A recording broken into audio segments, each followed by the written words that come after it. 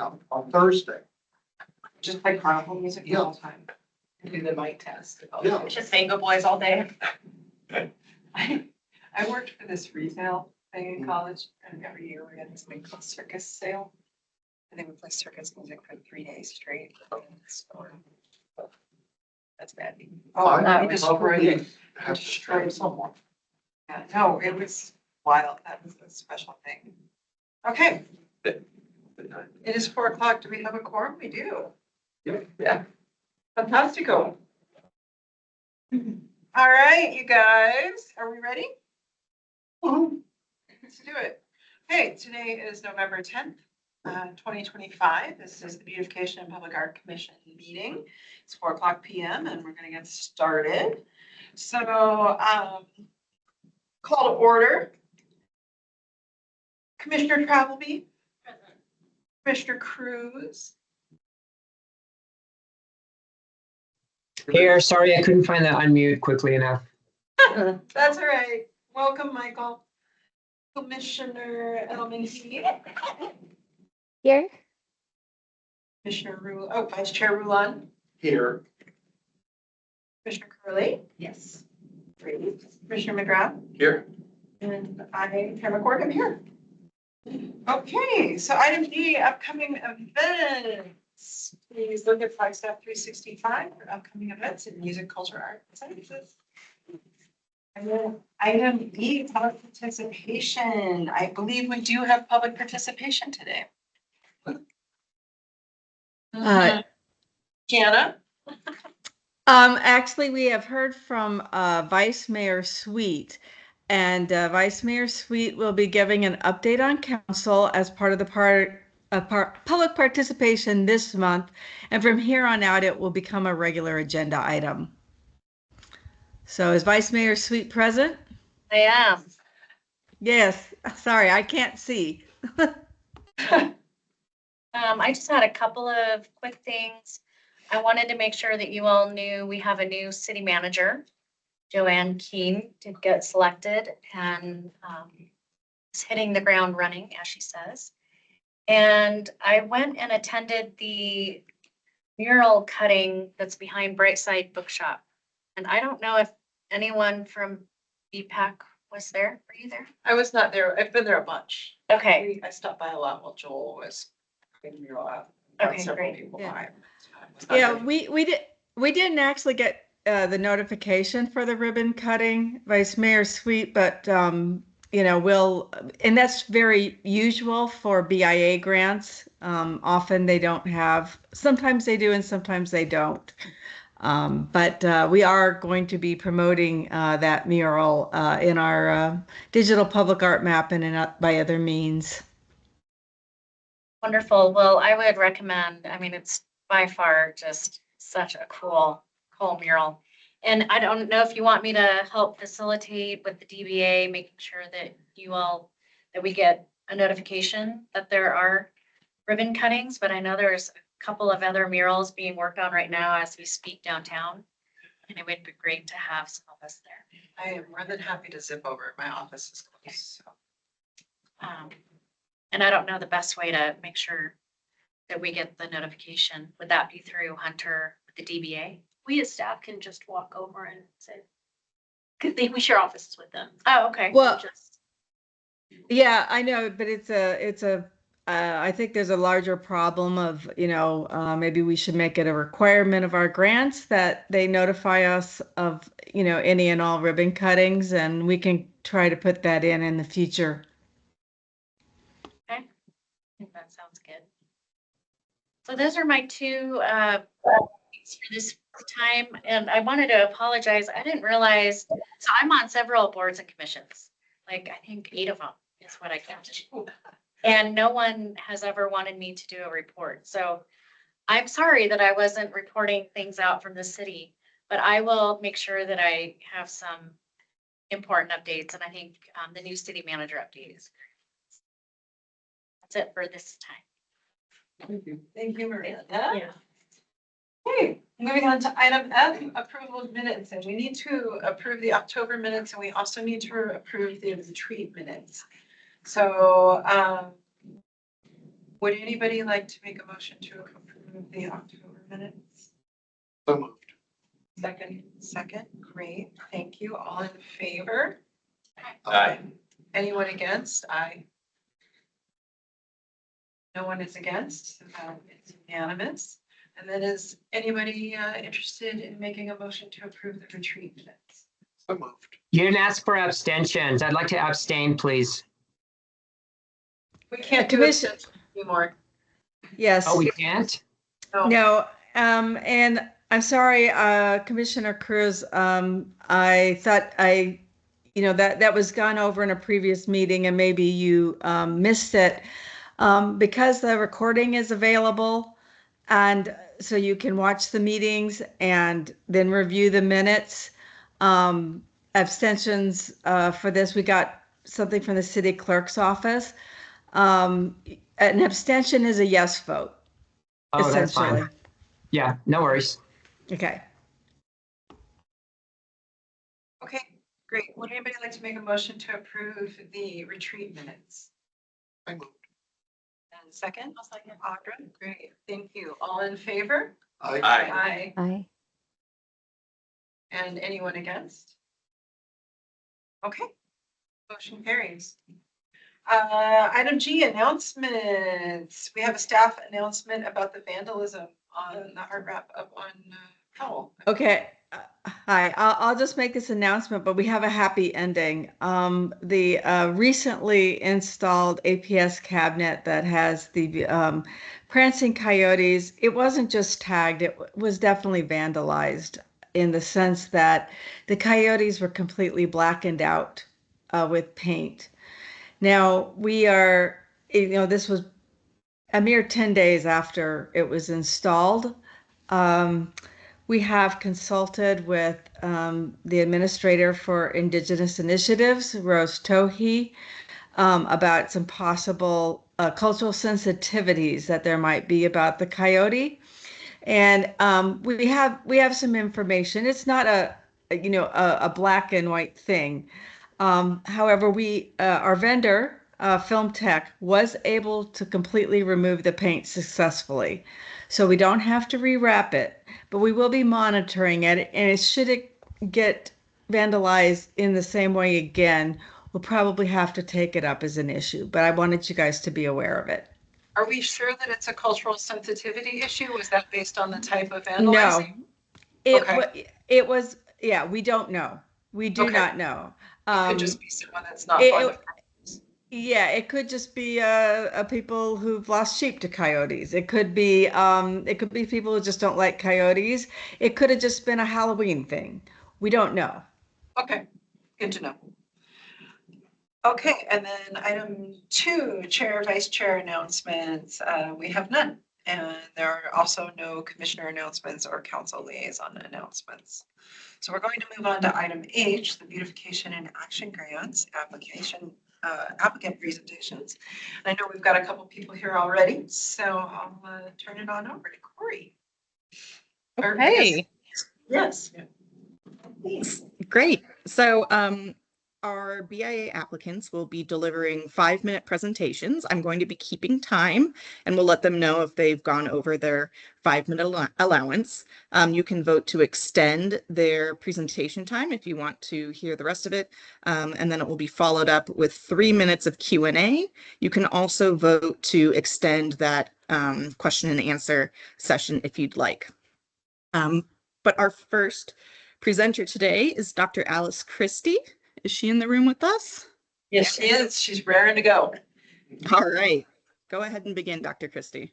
All righty, thank you. I just pushed the right hand arrow to make it advance. All righty. So, hi, I'm Dr. Alice Christie. I'm the founder of Tinkertopia. I know many of you here. And I'd like to begin by thanking you for giving me the opportunity to be here and for funding a prior project at the Sagar Homes community that's been very successful. And I'll share a few pictures of that. So, Tinkertopia is expanding. We are opening Tinkertopia Makerspace, which is a new 3,400 square foot building for us, adjacent to United Way on Cedar. And It will be for kids 14 through 26. So we're serving an older population now.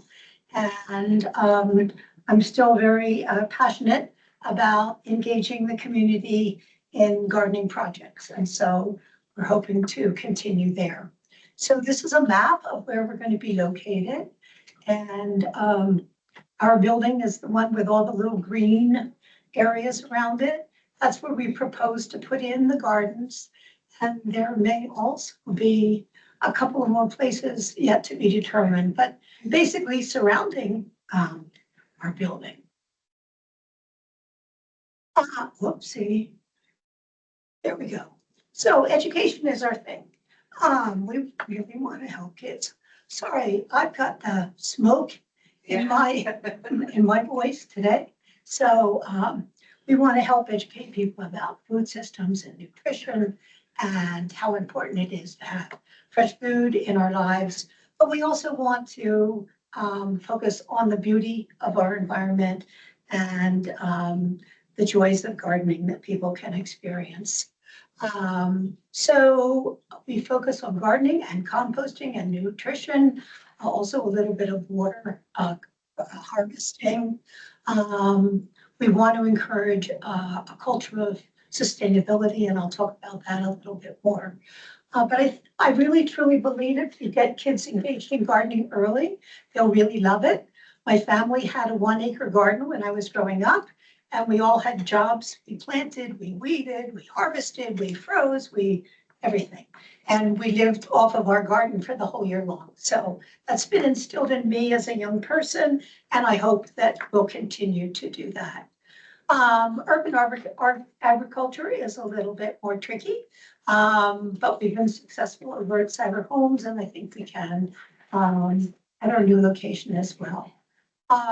We distribute food, and I hope to continue doing that. But mostly I want us to really become a community hub, and I think that gardens will help us do that. So, whoopsie. This is our garden over, just a little piece of our garden over at the Siler Homes community. As you can see, we have a 3-bin composting system behind. We have 4 300-gallon water harvesting bins for use so that we're not using up any kind of city water. And here's many of our garden delights. And so I'm hoping to continue with that tradition. We also have 2 very large pollinator gardens where we hope to attract bees and butterflies and birds and so forth. So how will we keep this garden going? We'll continue to apply for grants, of course, and we'll continue to get more and more community members involved whenever we can. As I've mentioned, education is so important, and we have a substantial number of classes that will accompany our gardening. I want to do pollinator gardens as well at that location, and plant flowers everywhere. Right now, it's a beautiful green area, but it could use a little color. So I'm into color, as you may have noticed. So we will always welcome feedback from from you folks, from other experts in the community, and from our participants, so that it can be more convenient or they can learn more. And we'll consult with master gardeners, the folks at Terra Birds, all the people that are doing really great gardening around town. But I think the bottom part, the last time, is embracing people to come together. And I can just skip to the budget if you would like to.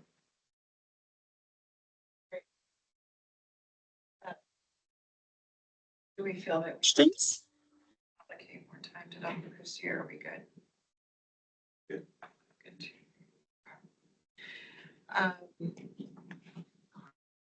Does anybody have any questions for Dr. Christie? Thank you. You talked a little bit about sort of targeting a different age, you're going all the way up to 36 years old. Could you, 26, 26, okay. Could you just tell us a little bit more about that? A lot of my kids are aging out of Tinkertopia, and they've been saying, what's next? But I've also identified a need in the community for that age group.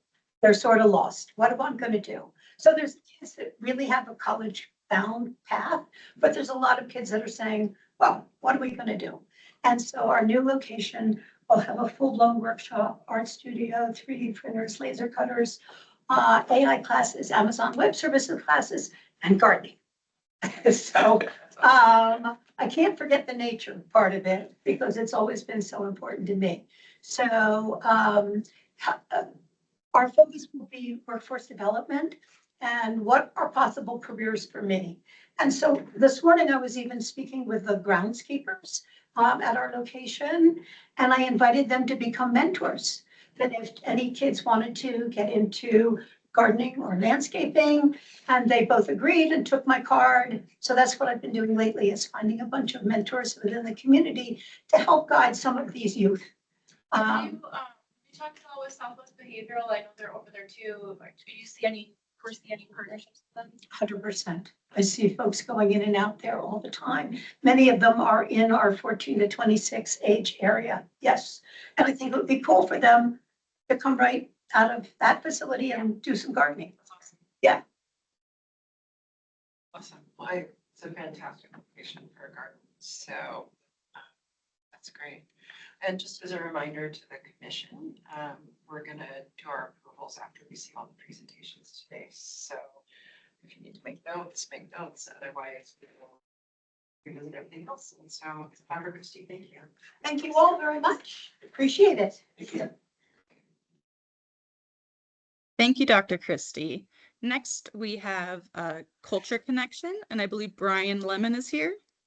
And just as a reminder to everyone, Audra is recusing herself from this because of her connections to Culture Connection. So thank you, Commissioner Travel. Hi. Hi, folks. Nice to see you. I know the agenda said it was going to be Amanda today, and those of you that know her are disappointed, I'm sure. She's a compelling speaker. I'm disappointed as well, but she was in Hawaii at the time, so I'm here to present. Want to talk today about CultureCon, which would be a foundational venture, meaning this is something we see becoming an annual event.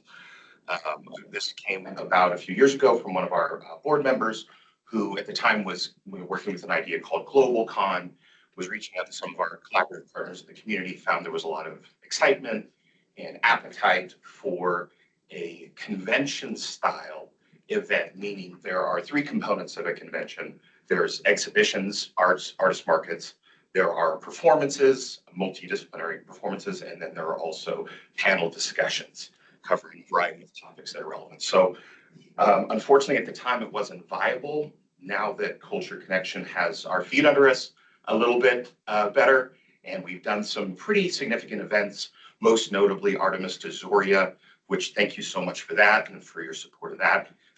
Hugely successful event. Now we really feel confident that we have the capability of doing something significant. The idea being we want to make Flagstaff a destination for the humanities, for culture, for rotating art, for fresh, temporary art that's constantly coming up, and to vitalize the community and our diverse population. So our first attempt or event will be held at our facility at the historic Ice House. It's a great event we've used for large events like this in the past. We have a great relationship with the property owner so that not just our facility, but the entire indoor section that is unoccupied, we use as an art gallery. If you've been there, maybe if you stopped by for Artemis to Zoria, you saw that we have some great outdoor space. You can see some of the things we've done in the past. We have great accessibility. We have great space outside for any live performance. You can see the fire dancer there. Indoor spaces, we have 3 offices. We also have the ability to utilize some of the other spaces that are unoccupied for those panel discussions, set up those conversations, and then we use the interior as a gallery style for the rotating art.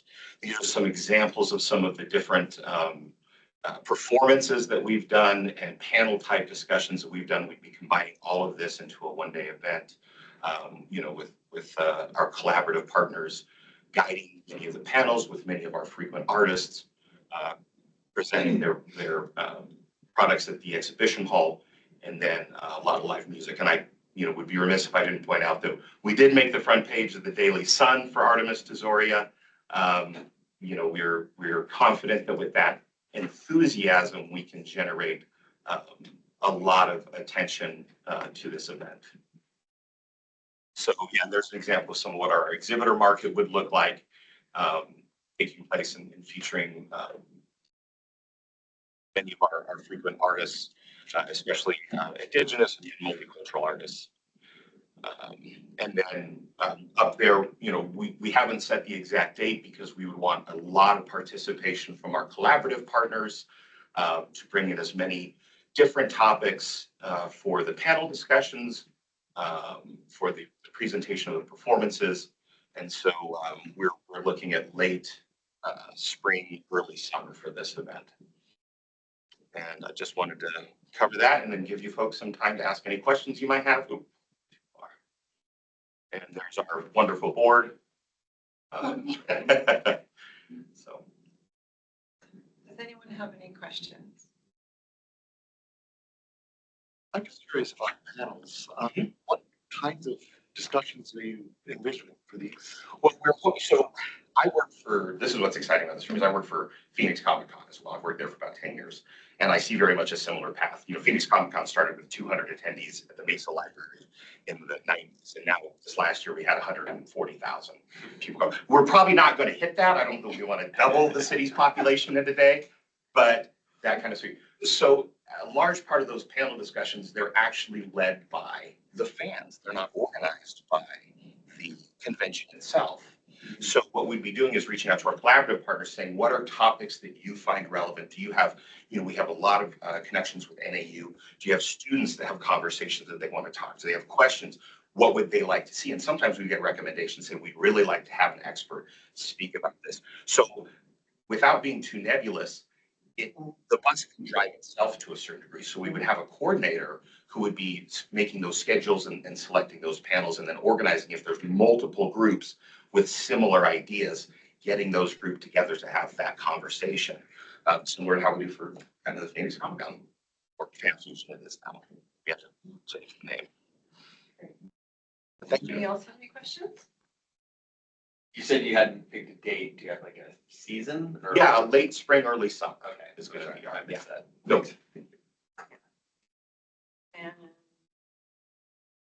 anything else? Anybody else have questions? Okay, well, thank you very much for your time. We appreciate the presentation. Thank you. Thank you.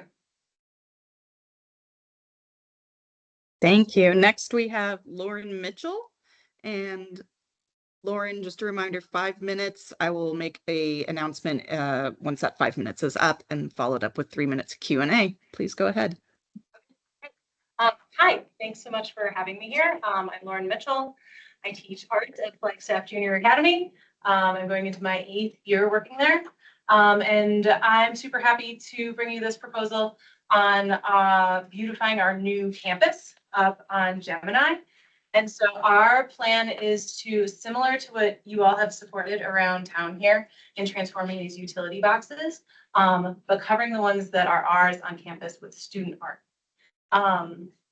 So we want to focus on celebrating the geography of the place that we are now in, where we finally get to call it our own home after like all the bouncing around that we've done over all these years, and really give the students and empower them the ability to like make this our own place and share that with the community of the people who live there and the people who drive by, with the other businesses that are around there.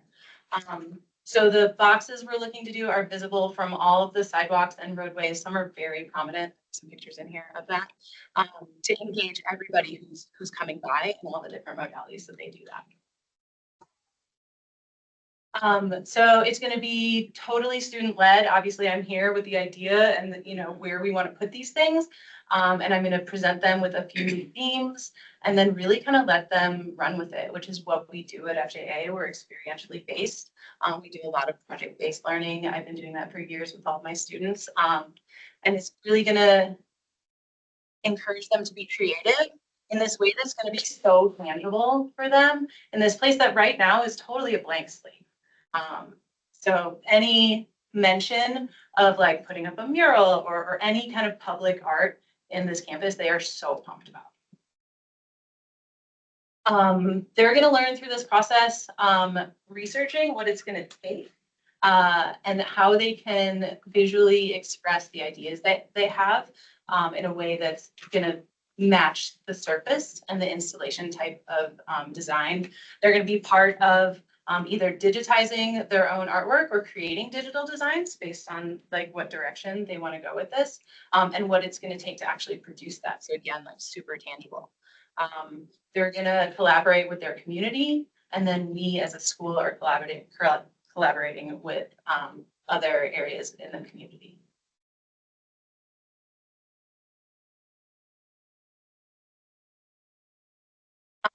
So we're hoping that creating this art and adding this to our campus, which you can see there, is going to promote our local identity and help us solidify that as part of this community that we are now located in. Bringing that sense of pride to our students and families and staff. And now that we have this space, it's just going to strengthen that between our local school community and then the greater Flagstaff community, as it's going to be accessible to everybody that can go through there. So this is just some pictures of the boxes. Our new campus has 5 large buildings, each of them with these big boxes on the side, and then this very prominent silver one there that's right on the road. So there's some really good opportunities for this to be really visible to the entire community. Again, the students are going to lead this concept of design. The teachers, myself, and Mr. Clark, and likely other students on campus are going to work with the students to guide them towards something that's going to fit and really meet our goals here. And then other stakeholders involved being families, staff, and students who are going to be able to help us determine exactly what we put on there. Examples of student art and artists at work. That was actually a community workshop with local photographer Amy Martin that happened a few years ago. So our proposed timeline would be to get started as soon as we can, and then work on the design throughout the winter and hopefully install in the spring. We have our budget here. I'm in touch with Film Tech, who I know that you all have worked with to do the ones around town, and they are eager and willing to do what our students come up with on those boxes.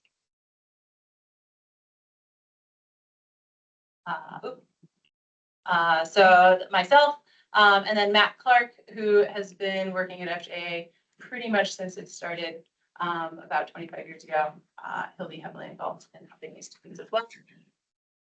And we're hoping that, you know, this shows students what they can do with their art and where they can go with it and how you can start with an idea and really bring it to fruition, and then have it be there to be part of the community. And that's going to strengthen our relationships together as a community.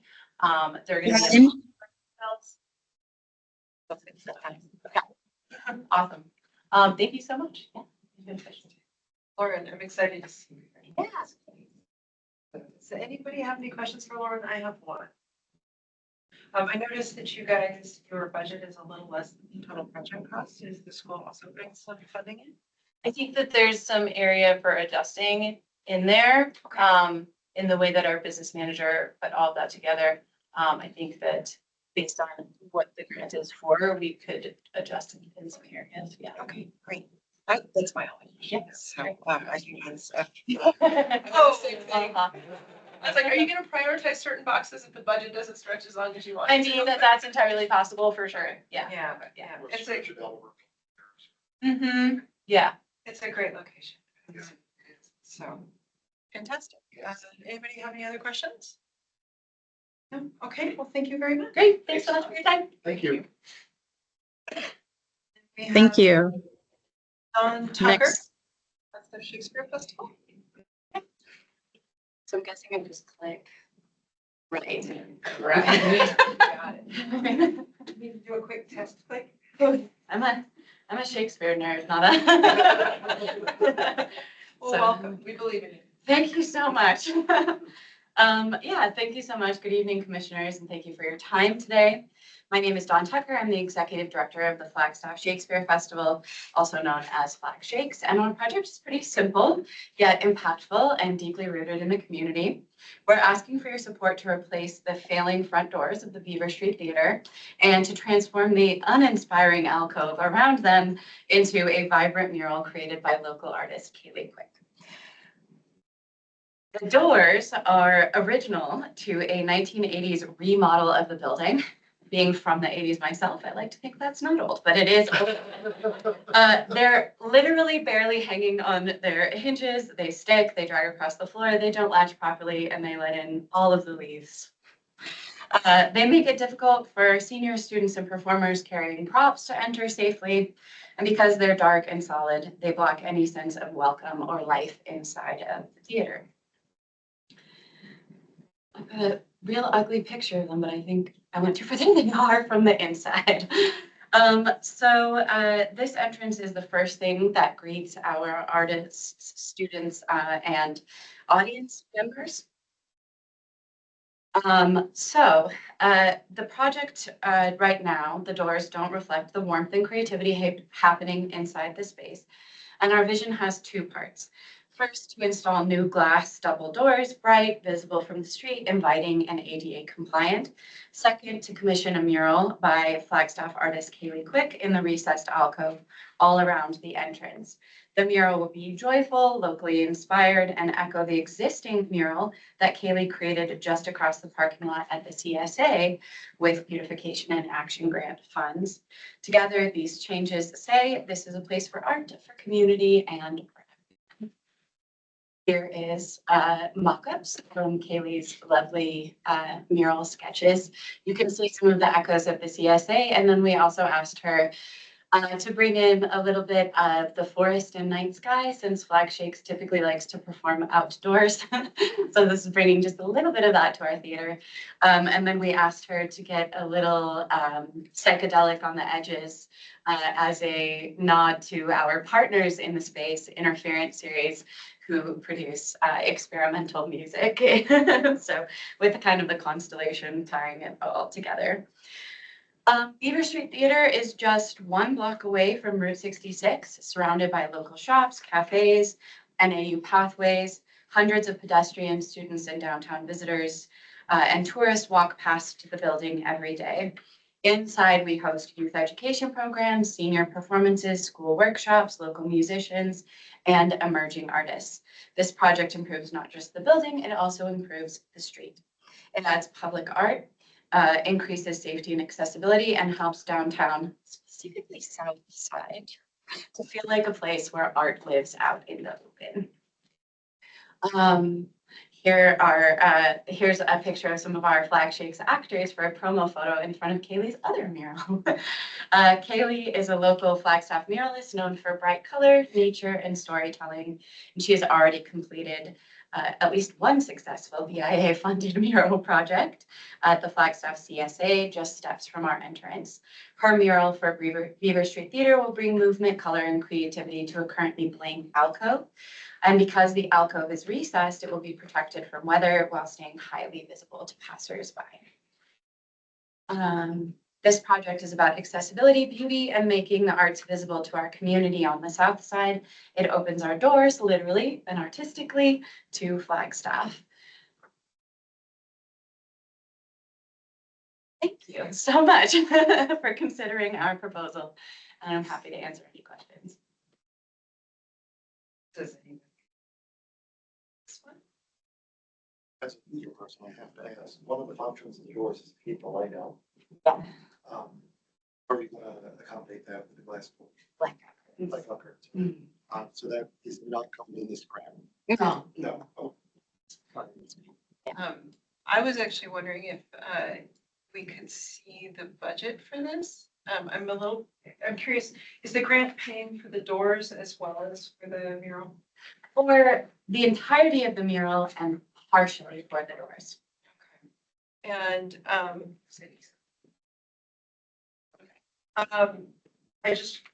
I assume, Jana, that all of that stuff fits within our grant guidelines.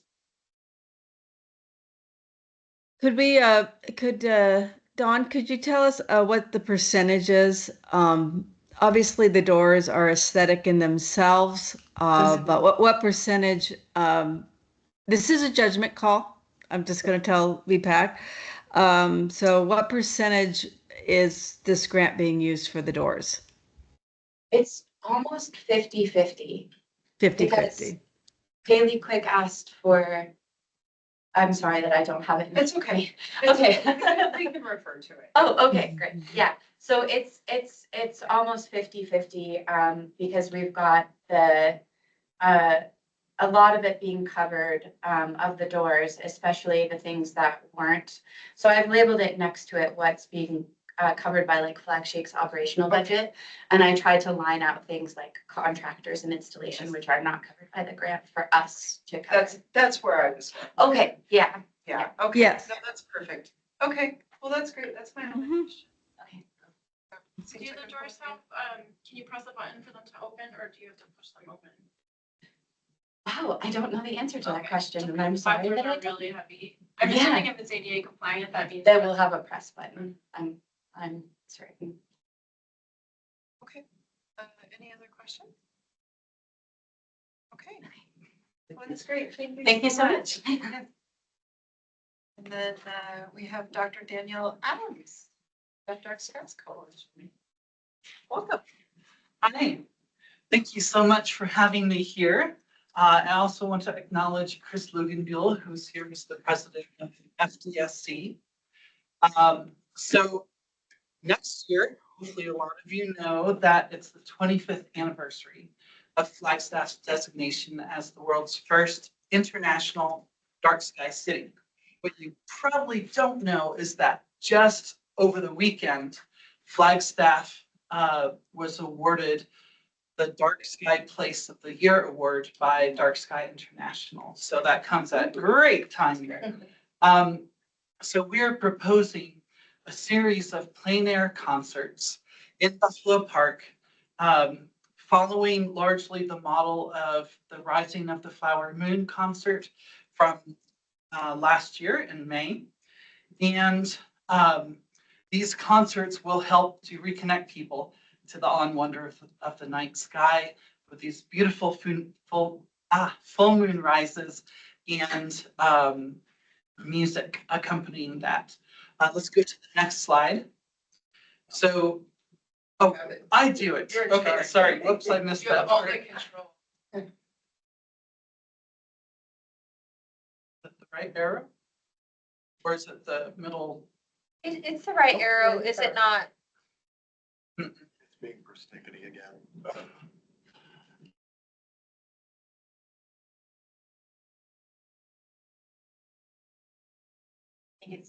There we go. Computer was a little slow. Awesome. Okay. So last year, there were 350 attendees during the RDX festival where this was done. And I could tell you how awesome it is, or I could let you listen in a little bit. So hopefully this works here.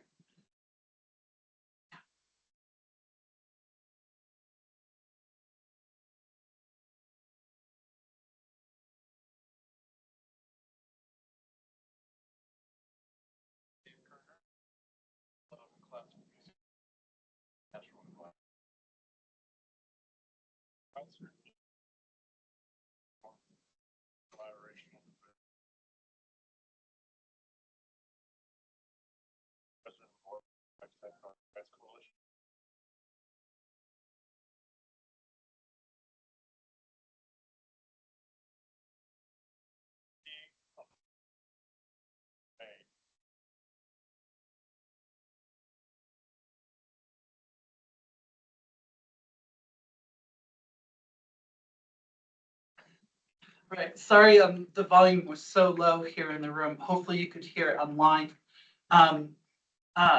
Someone called it trippy, and there were some comments from some of the guests last year. So it was a really great time. And so here we had piano music from David Kerner, coupled with some talk about the stars interspersed between the music. And then following that was stargazing. And so this was a free event, and we're carrying on with this for next year's plan. So we're looking at 3 concerts at Moonrise. Proposed dates here are May 30, June 29, and July 28. In our application, we said July 29. The 28 is a better date. We've checked all these dates with pros to make sure there's no conflicts, all good to go. And so we'll have, again, a similar format with the addition of some cultural astronomy interpretation during the stargazing to help people connect to ancient ways of looking at the night sky. And then, click here, sorry. Okay, here we go. Oh, no, it did it twice. Okay. So it's the same site. You could see in the last image, the gazebo. It's the wide part of the primary Buffalo Park Trail on the left. It's accessible from the accessible parking. We'll again use our partnership with NAPTA to ask for free bus rides, which we did for the Star Party this year, to really get the broadest swath of people participating. And then, of course, you're outside, you're hearing music, you're seeing things, you're feeling the cool breeze. So it's great to connect with people, whatever their abilities. And that connects to the city of Flagstaff's mission to enhance quality of life. And then we'll use telescope hosts as volunteers like we do for the Star Party.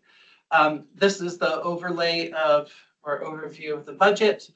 Most of it is coming from artist fees, chair rentals. We do that for the Star Party. It's $2 a chair, so ends up being a good amount. A good promotion budget to make sure everyone knows about it and gets there. And so we humbly ask that you would consider our request to fund these performance-based beautification proposal. Thank you so much.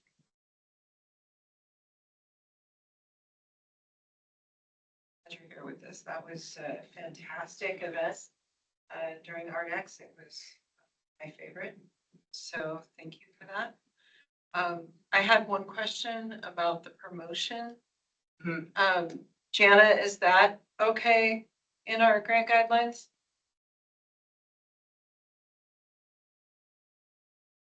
I would like to ask a question.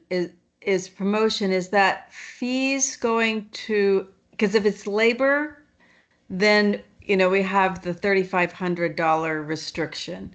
So maybe we just need to ask a question about what is covered in promotion. Yeah, that is things like advertisements in the Arizona Daily Sun, CAF radio, social media. So, I mean, someone's doing the work, but we're not paying labor directly.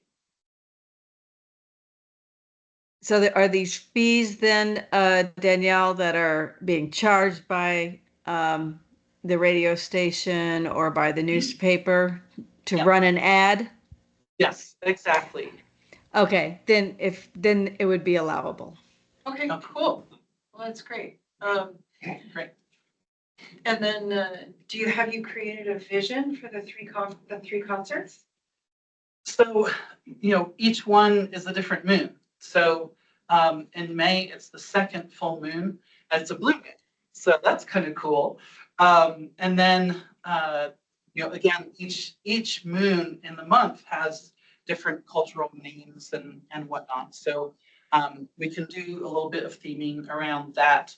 We also have another 3 dates going into October, and I know that we can't apply for BIA funds for that, but some of them will become rain dates. as, July is monsoon time and so We is, can be hopeful. yeah, so we have backup ready. Hard to hope for both. Yeah. That is, that's awesome. That was my other question. Yes. No, fantastic. Does anybody else have any questions? Meredith, do you have any questions? You keep taking mine. I was curious about the themes. I was like, well, how's it gonna be different this year? So the themes around the different things is really curious. Yeah, and the cultural astronomy elements will give it a different feel. And the 25th anniversary celebration, like it's going to be part of a host of things happening next year. Awesome. Well, thank you. I really appreciate it. Thank you. Thank you. And Elias Marshall, the Orpheum guitar sculpture, I believe is next. Thank you so much for having me. I brought a few physical visual aids, We love props. Yeah.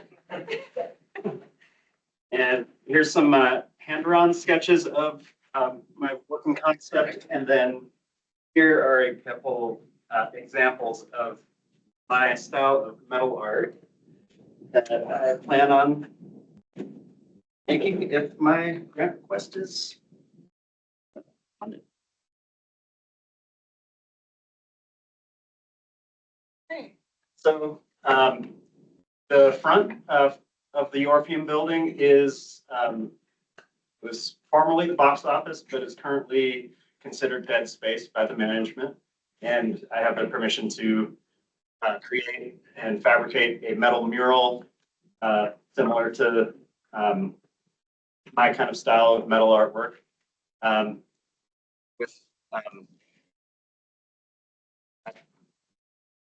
a general idea is to have some background scenery of northern Arizona's San Francisco peaks and Kendrick Peak as well, with a guitar being the focal point of the artwork I'm proposing. There are a couple more images of my artwork that's I described as layered patina mixed metal artwork, and use different heater chemical treatments to and metal dyes to get the colors and then layer them over each other to create different types of scenery. And as you can see, those images are two-dimensional.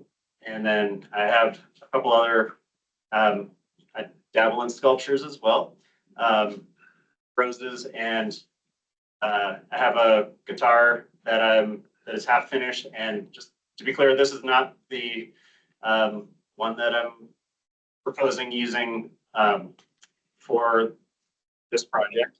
It's just an example of my own creation that is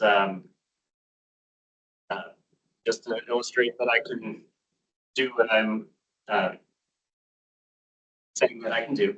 But I don't want to use any public money to create any images like weapons or gambling or death or anything like that, like in that one. So here are a couple images of the different artists' artwork that I find inspirational and would be more along the lines of what I would like to create for this project.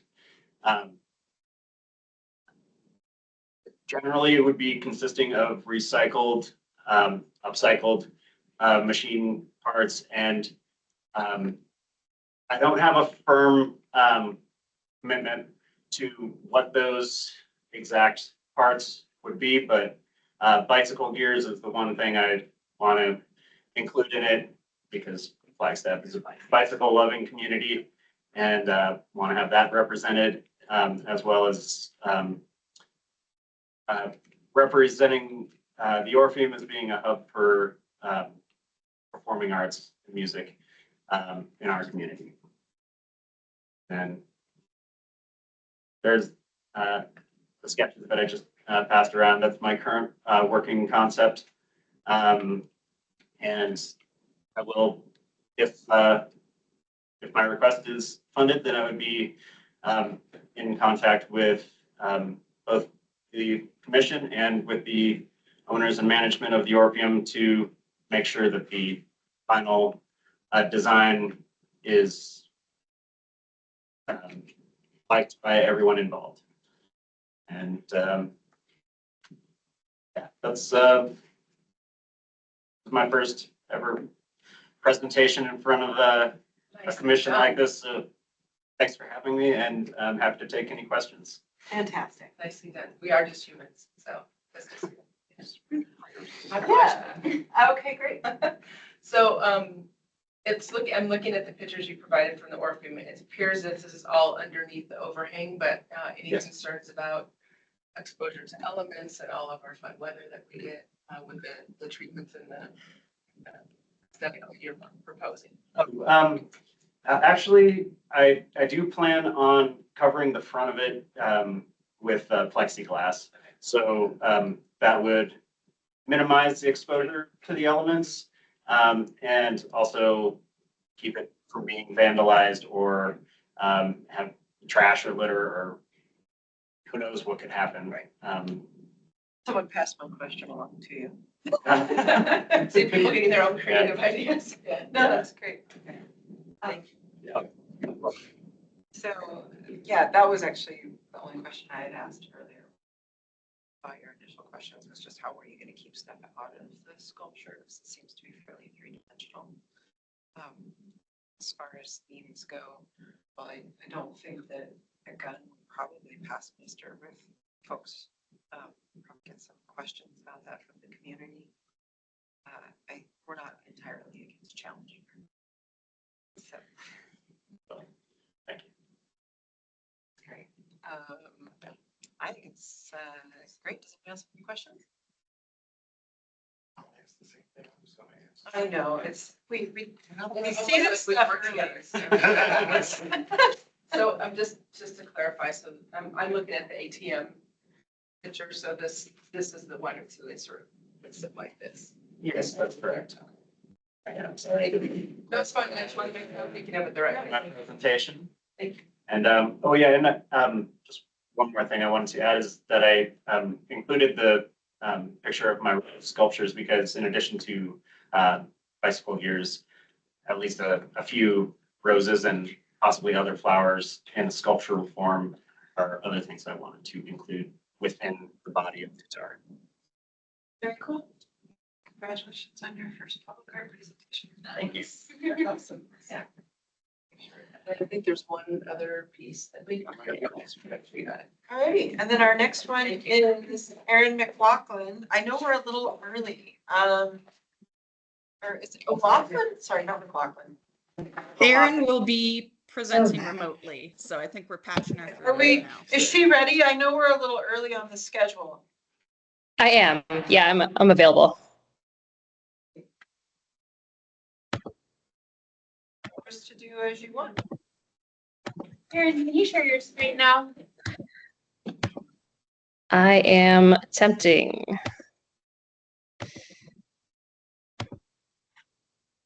Can you all see that? Give it 30 seconds. Slow.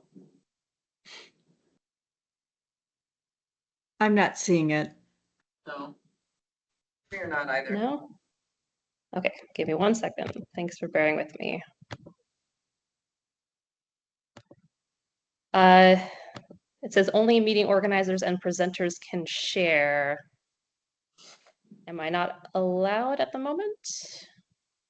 I thought I just changed the settings. Let me look again.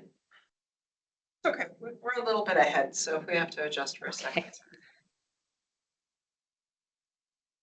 It's good to be a little bit ahead. It is. It is.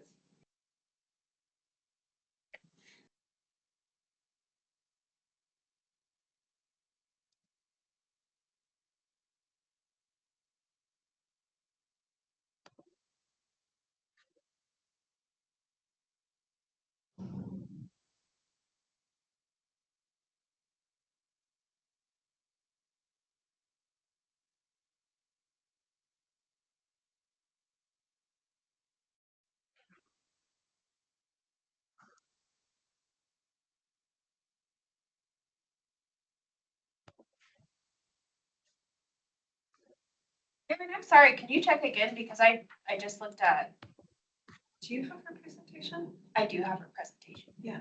That can work also. Sorry, the share button is whited out and it's not allowing me to do it. I thought it looked like it was available a second ago. Right, I don't know why it's not, I don't even see the button again. Okay, if that's okay with you, and you can just say next and I'll change your slide, okay? Sure, that sounds good. And Erin, just a reminder, you have 5 minutes. When you reach that time limit, I will announce that. Okay, sounds good. I'm not seeing a screen. Am I up? You are. Okay. All right. Well, good evening, everyone. Thank you so much for bearing with me being remote and doing a remote presentation. My name is Erin O'Loughlin. I'm here to show you the Butler and Sawmill traffic signal wrap design that I have for you today. Next slide.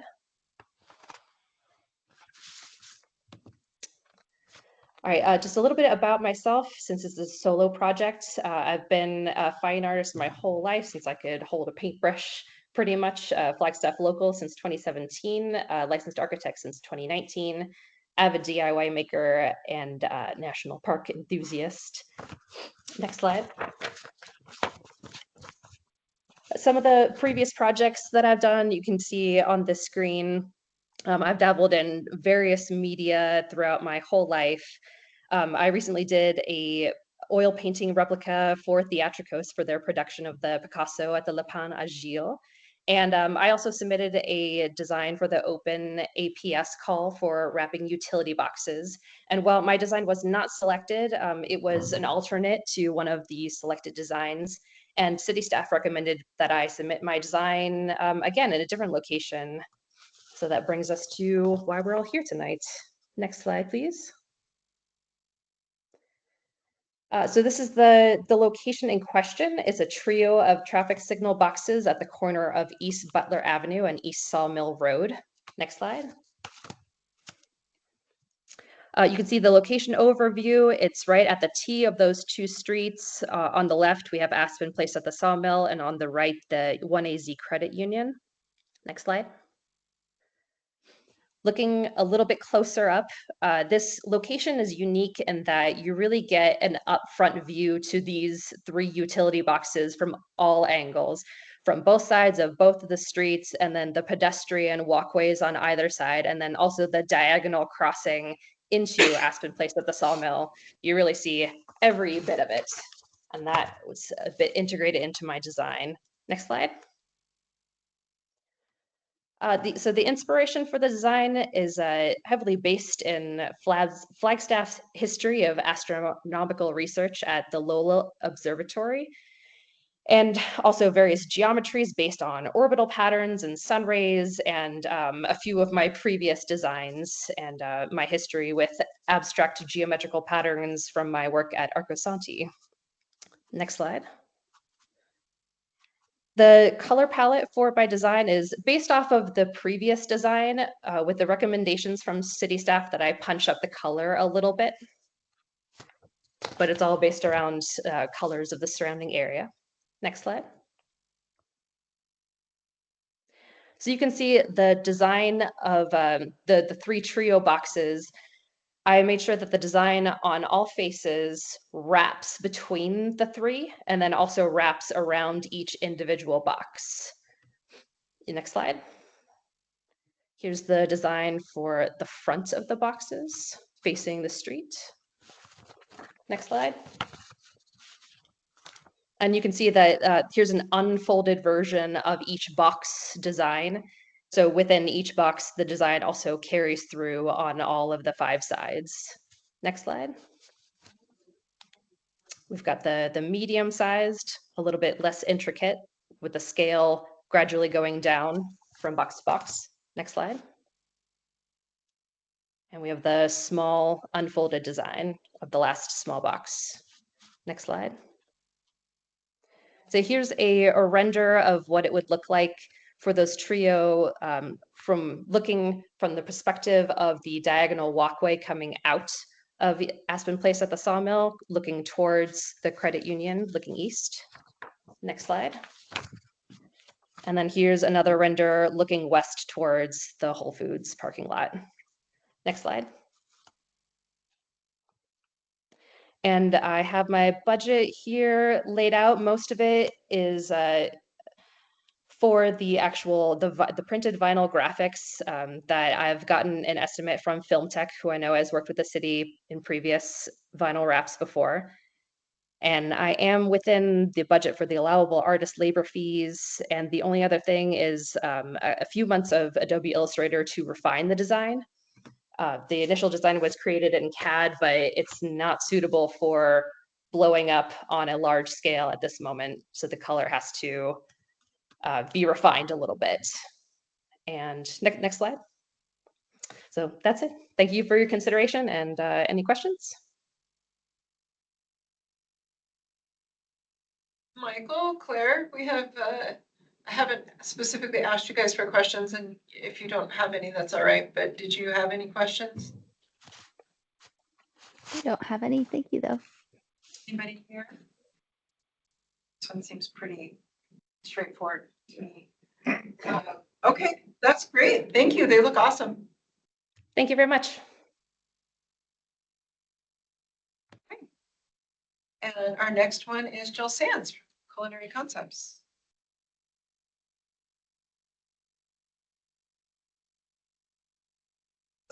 You know, Kristen said she just had to go down. No, it's doors. Oh. Like a screensaver. Occasional raising of the head and sniffing.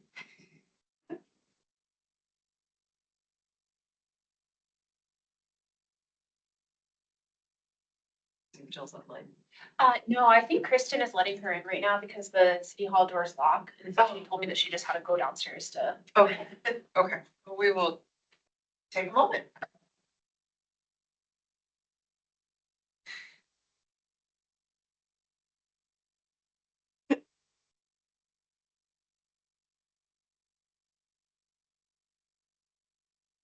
Very happy with the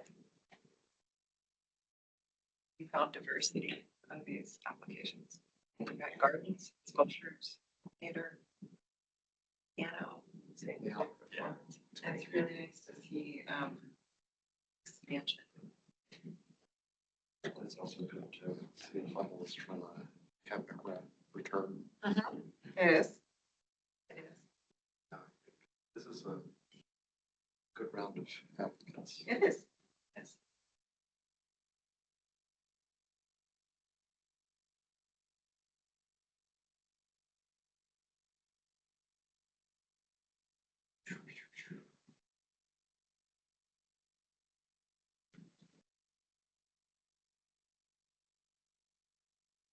So long, so I'm gonna head down.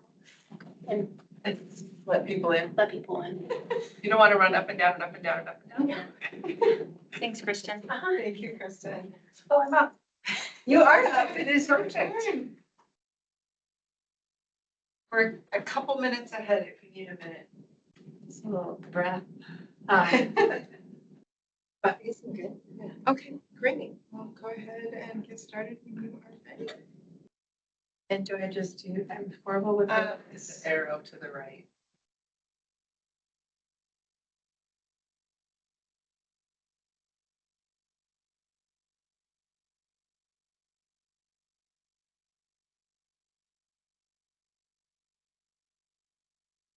We're doing the timing on our end.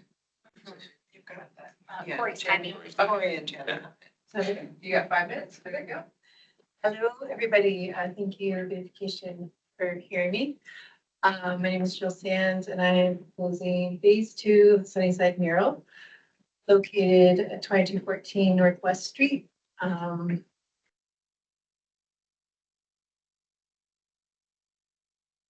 Then just point it towards. Say, Oh, that's what you're trying to talk to. I'm always horrible. Remotes. So. You wanna try it? Sorry. There we go. So This is just an adding on to phase one, which I completed this summer. So this would be the property of Culinary Concept Southwest, corner of 6th and West Street. Their catering business, trying to push farm to table and other catering events in town. And phase two would just be including the shed that sits on the property closest to West Street, so just a couple feet over. This is a very busy corner, as I found out working on this corner over the summer. So I would really love to extend this project just a little bit further. I think it will complete this project and bring all design elements closer to the public. I am Black people walking by all day. And this is the proposed design. So just bringing in the elements that I used in phase one, flowers and the leaves and such, but incorporating a bee and the honeycomb design, capturing the symbolism of bees being community minded and working together, which I really see this like corner especially, and Sunnyside as a very vibrant working together kind of area. And again, incorporating design elements from phase one. So on both sides of the shed, both these sides are seen by oncoming traffic on West, and the one that's on the back is seen by both West and 6th. Leaving the back side of it blank to just tie everything together and allow the phase one design to really pop and complete this project. And then there you can see the finished phase one that I did over the summer. And then the red shed and red truck all the way in the back that's sitting closest to West Street. That is the proposed location. The budget I'm requesting the full 8,000, artist fee 3,500, paint supplies 2,600, equipment 1,100, overhead 800. Any overages will be covered by Laura, the property owner, and then just the 90% on completion. Or 90% commencement, 10% upon completion per VIA's disbursement policy. I believe that's what this last week. A little bit about myself. I am a local artist. I do have a gallery downtown called the Heart Box. I have received 2 grants now, one for utility cabinet and then for this Culinary Concept Southwest mural last year. My work is very much inspired by nature.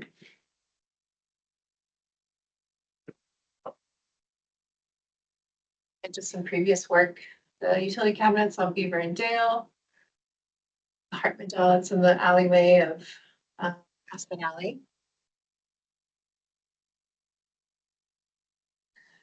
And then Culinary Concept Southwest is the property that I have been working on. Laura Chamberlain being the business owner. Art has always been a big part of her family, and food is art. And this is how she shares this. So it is a very, very community-minded space centered around food and art being food.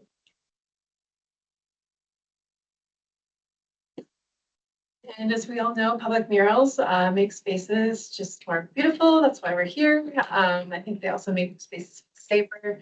Towards the end of phase one, I just noticed how people were kind of wandering more. The public was wandering more through the property, and it just seemed to be more inviting, adding color and vibrancy to a neighborhood, public engagement, lots of conversations for sure. Public art inspires and uplifts. And the other thing I just really noticed, like there's a bridge between property owners and artists getting to work together.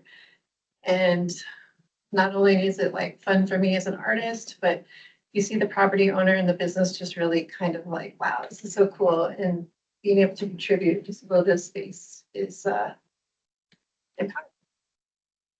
So thank you, everybody. Thank you, Beautification, for Arts Committee, for your time. Does anyone have any questions?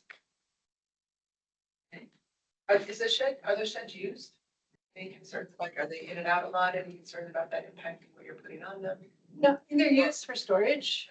I wouldn't say it's like heavy impact that would like damage the design or anything. For what you're proposing, so I'm just curious, like, how it's being used and all that. About what have your designs. I think so. They're in pretty good shape.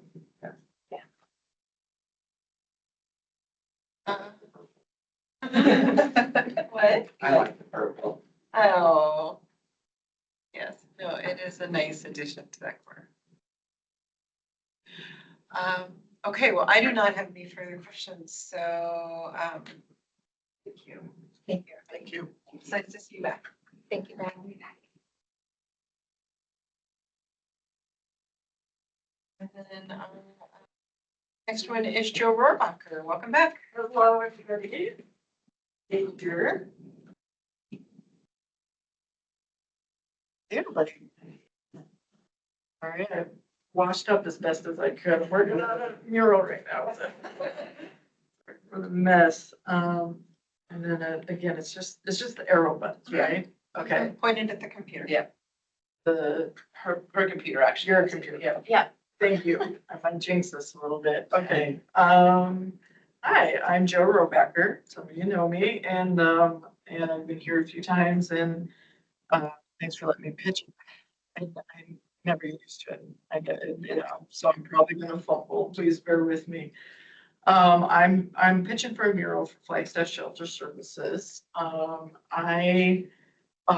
want to do it. There's a wall at the Crown location. This used to be. It's an historic site. It used to be the Crown Railroad Cafe, and it's.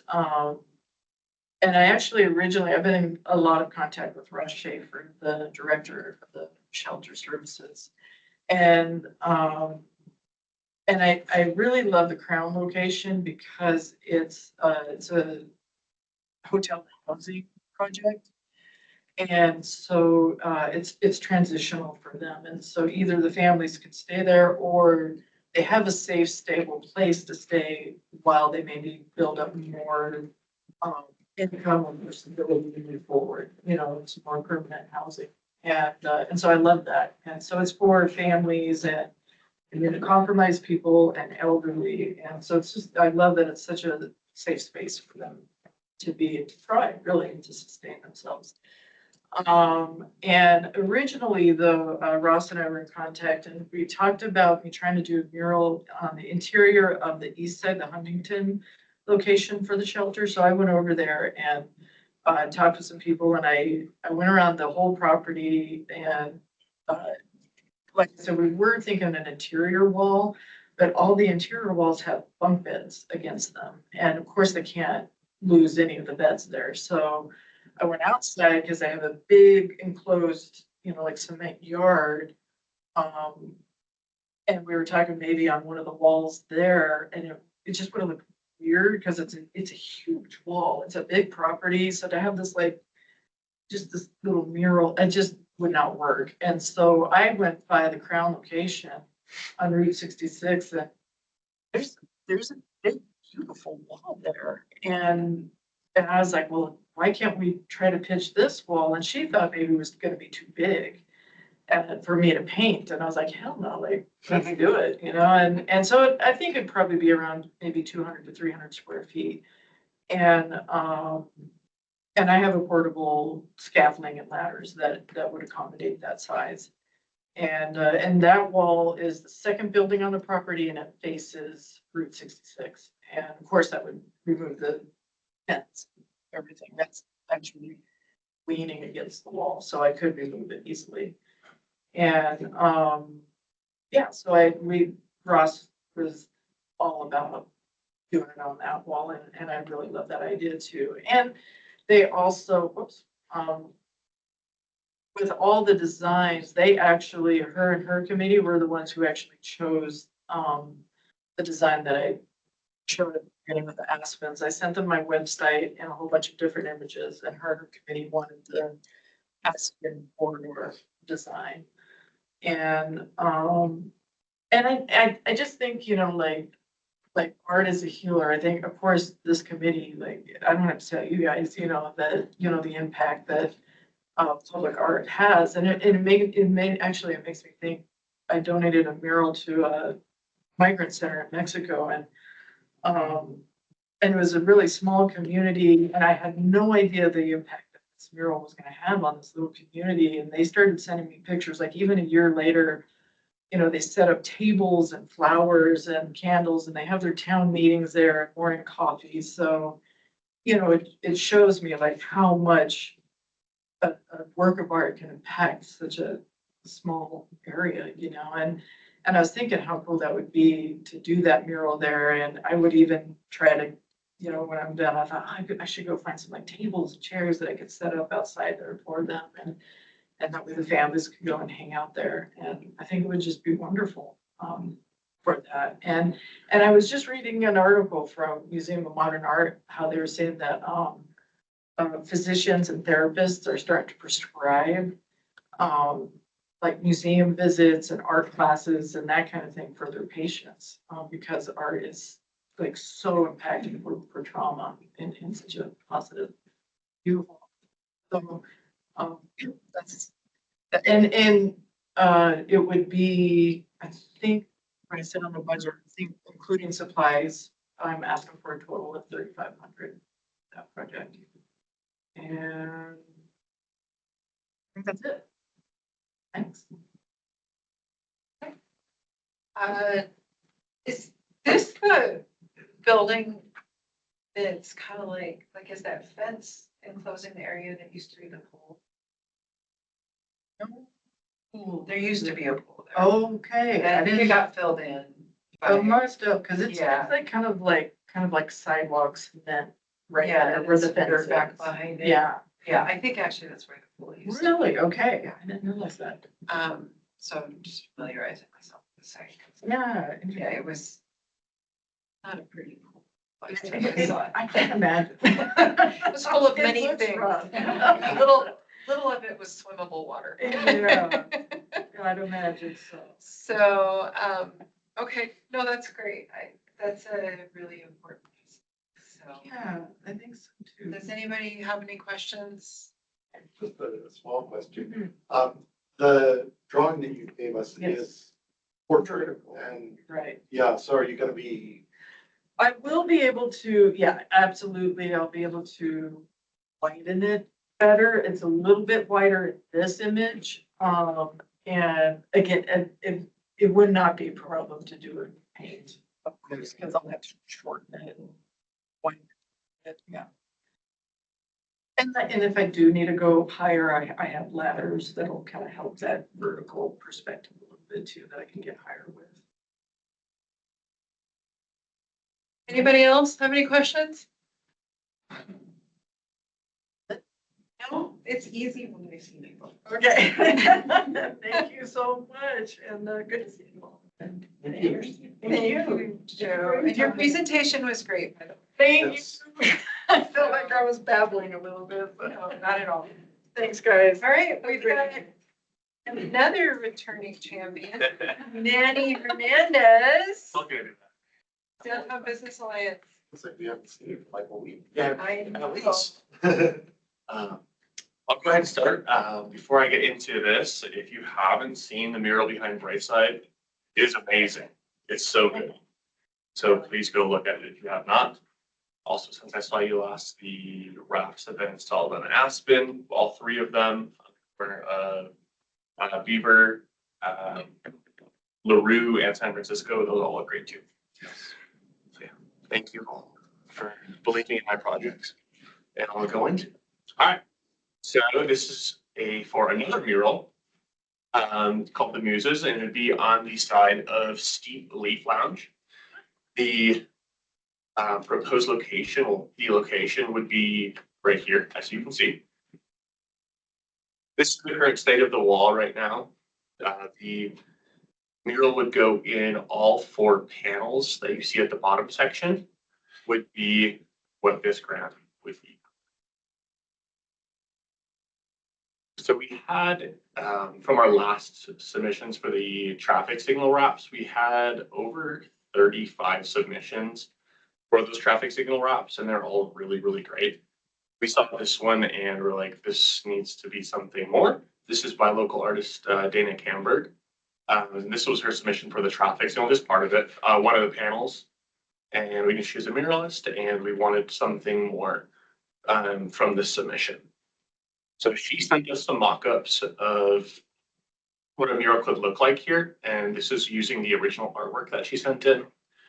The dashed lines that you see on the sides, the open space would be filled in with more of the same style. There's also two proposals here. There is this one, and then also this next page is going to be what it would look like if it was color matched to the wall. We would look for some input, or just leave it up to the artist. So I think both look great, but going back one more, we'll be able to see that original artwork. This was the color that would have been if it was a traffic signal wrap, and then this is what the artist had come up with to put on the wall. So if anyone has any input, I would love to hear it, and I'll relate to the artist, or if you just want to keep it to the artist's vision, that's fine as well. Like I said, all four of those panels would be filled. And then the budget would be 5,500 total. The artist fee would be 3,500, and then the supplies, as well as the same anti-graffiti coating that was put onto the bright side mural would be applied to this one as well. So supplies and all that would be 2,000 to bring that grand total to 5,500. And that's it. That's my presentation. Any questions? Does anybody have any questions? Comments? I'm excited you're working with Dan. She's a really excellent artist. She's great. She is. I really like Dana's compositional sense. So, I mean, obviously she was designing for the traffic boxes, so I would trust her to come up with a composition that fit those spaces. You know, because obviously she's not going to just wedge something in. So, but the pieces that she did for the traffic boxes were excellent. I hope she submits something for a traffic box in the future. Yeah. In addition to the ones she's already done. So it's great. Anybody have anything to share? I do like the color matched version better. Does the Art Nouveau style have any connection to downtown, or, and I love Art Nouveau, don't get me wrong, but is there any It's sort of? unusual. Yeah, that's a good question. I love it though, don't get me wrong. Yeah, not that I know of. I think it would go really well with the current tenant of Big Steve. But overall, it would be, it's kind of a standalone piece. It's an unusual piece in that it is pretty like Eurocentric. You know, it's definitely muses and Art Nouveau, and there's definitely a pretty specific niche for that. But I'm wondering, like, is that around the same time that the hotel across the street was built? Because That's it's a like good twice question. a century. I think it's a little late. I think the hotel's older than that. But I'm not sure, so don't quote me on it. And then the only other question I had, and I only asked this because it came up in a previous grant, is there any concern about the, like, the material that this is gonna be put on? Is it wood? Is this paint?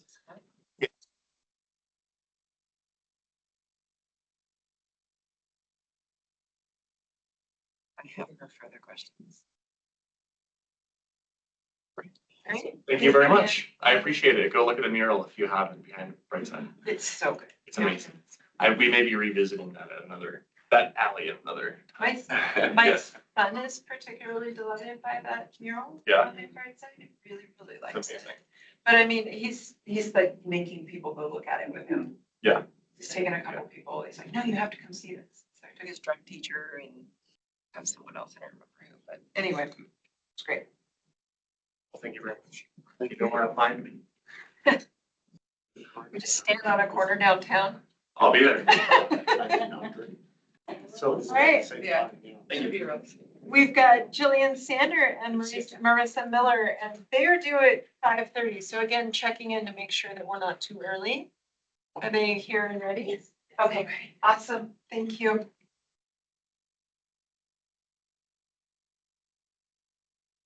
Just so you know, the clicker is talking to that silver computer. Okay, got it. Sometimes, mostly it's talking. It's good to know.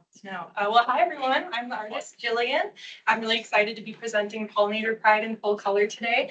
The goal of this mural is to shine a spotlight on local pollinators, as well as inspiring the community to engage with art, sustainability, and with one another. And Marissa's going to set the stage for us here. Hi, thank you, commissioners. Thank you, Jillian. My name is Marissa Miller, and I'm with Sustainability, based right on the site where the mural would be at Thorpe Park. We're hoping to Sorry. show you. Oh, there we go. There we go. So this was a former public works yard, and although we've made many improvements to it, like added some pollinator gardens and another beautiful mural, and removed some fencing that was blocking public accessibility. It still feels stark and underutilized, and the glare from that metal building can be really intense, both indoors and out. Our building is that one right next door, the Movillon building for sustainability. And so we want to create a more inviting space for people to comfortably rest, gather, and explore. And a mural here would be an asset to the townsite neighborhood and park visitors.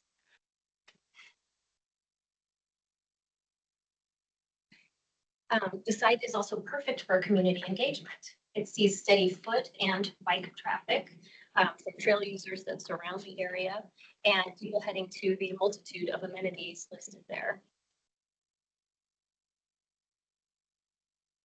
We see this mural as a catalyst for bringing this section of Thorpe Park to life as a pollinator corridor. Council approved the plan up there with many green spaces and community gardens throughout. And the other side of the mural wall is going to become indoor basketball courts. And there will be even more public amenities coming, like the Indigenous Community Cultural Center.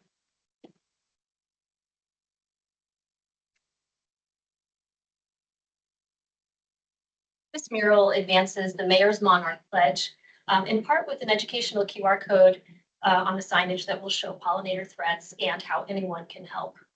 In this space, local artists Robert Chambers and Jillian Sander are celebrated. And in fact, the mural's inspiration, Loop-In Loop-De-Loop, was Jillian's winning entry into our Pollinator Week contest. Her creativity and dedication will bring this vision to fruition. And I'm going to give it back to Jillian for the artsy and exciting details. So the inspiration for this piece actually came from a giant bumblebee that I came across while on a hike up on the San Francisco peaks. And I found out after that Arizona is actually home to the highest concentration of bee species in the world, which absolutely blew me away. I had no idea. So I'm kind of hoping to spark a similar journey with this piece where people experience joy in nature and have that lead to more curiosity and more learning. So that was at the forefront of my design process as I began it. I knew I wanted to pay particular attention to creating movement through organic line, a bright and inviting color scheme, as well as a composition that leads to a sense of depth.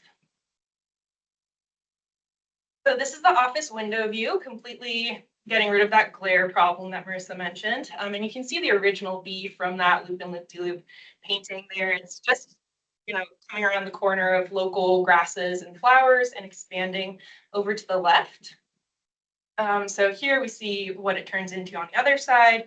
And throughout the piece, I want sort of a feeling of ascension. The whole piece is moving upward, sort of mirroring that momentum that we want to see within the community of building up our local ecosystem and having it in turn support us as well. Plus, having a giant bee rounding a corner is bound to spark some interest, hopefully. Scale is something that I often like to play with in my personal work as well. So whether it's condensing grand vistas like this one into tiny paintings here, or doing the opposite. So I really enjoy doing that. Oftentimes I make my smaller pieces on site, out in nature, trying to capture some of that magic. And those are experiences that I'm bringing into my studio work and into my mural work as well. And oftentimes that comes hand in hand with some whimsy. So I have a background in cartooning and animation, and storytelling is at the core of what I do. I'm always asking myself, who is this for and why do they need it? This is a 1,000 square foot mural. I led a team of local Sedona high schoolers in creating this design from start to finish. And it sort of reinforces the Sedona Art Center's status as a creative hub in the community. So creating a point of connection. Similarly, I try to do that with this. I knew you were. I definitely recognize some of you from last time, so good to see you again. And yeah, I wanted to create a moment where people on walks or on their way to school would stop and recognize themselves within the piece, no matter how cartoonish it is, and see those moments of connection between friends, neighbors, strangers. I feel like that's so quintessentially Flagstaff. And that's time. With this piece as well, along with, you know, again, reducing that glare and having a piece that extends to where it's very noticeable for the community and they'll interact with it. So we've reached the 5-minute time limit here. Does anyone want to vote for her to continue her presentation, or should we move into questions? We've got the budget up on the screen, luckily. Is there much after this? Not much after that. I don't think Yeah. there is. I don't recall there being much. Right. Does anybody feel like they need to continue or should we ask questions? I know. Anybody have questions? My question, what's my question? It's about that panel. Nope, it's not. I'm gonna let you ask that one. Okay. No, my question is what would, I see you're like at 6990. Is there a reason you didn't go larger on the wall? Like to do the whole Yes. shebang? Because if it went larger, then we would have exceeded the costs for the grant that we're applying for here. But I would have been more than happy to make it larger. It's just kind of trying to stay within those boundaries a little bit. Yeah. Okay. But again, it does extend to a point where we think people would easily see it. And it does, the design is meant to draw people in. So I think, you know, basically the whole width of the wall is still taken up. It's just that height that's. Yeah. It's cool. There's a lot of planning happening in that space. So.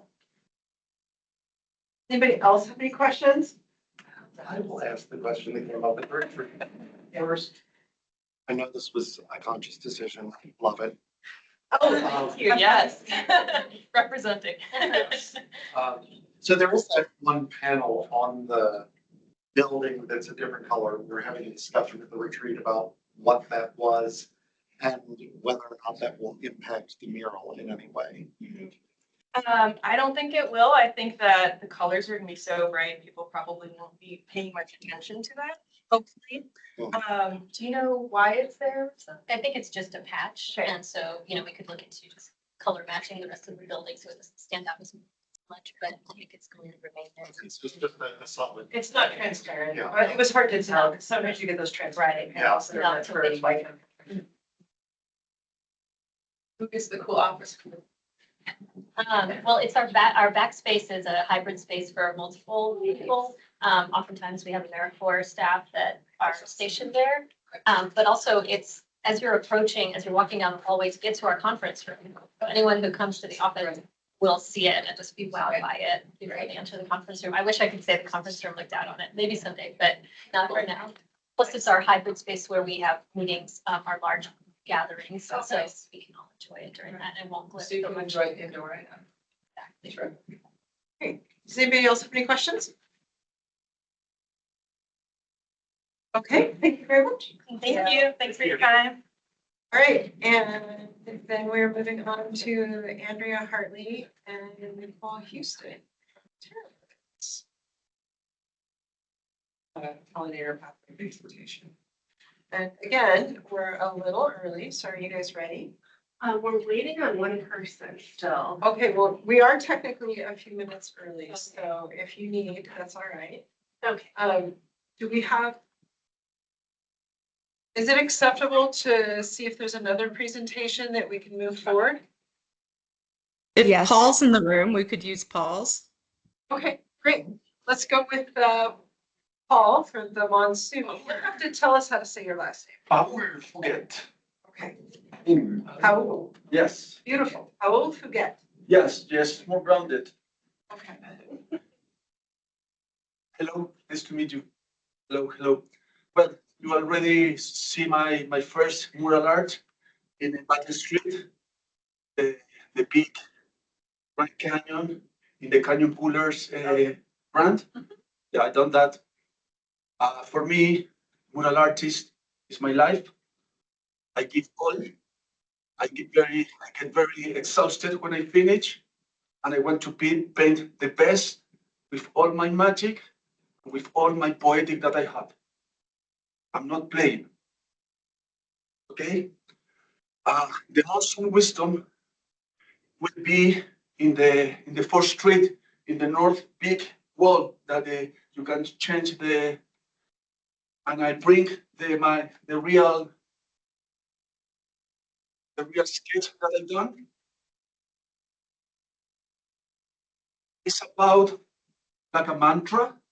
You know what is a mantra? It's a hope of abundance that bring to Flagstaff and patiently and good energy. That's what I want to bring to Flagstaff. And it's all about the how the Navajos see the herons and the relation of the corn with the abundance. You can see the words. I have to move. Sorry. There you go. Sorry.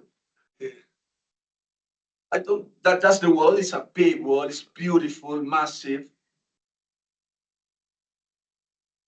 I already have the permit of the owners of the commercial center. I don't come here to speak about money. I already there is my proposal of the money is what I have to do is very low. How I ask for the how because I will stay 1 month painting of this. If you want to give me more, will be great.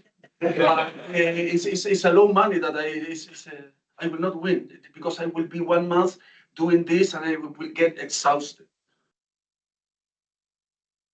Well, let me read what I say. The Monsoon Wisdom mural is about create a mural that brings a good future and abundance energy to Flagstaff City. This is not the main idea. The mural will represent the coming of the monsoon rains in this sacred land at the back. And in the first line will be the two herons that bring patiently and either symbolize the good luck.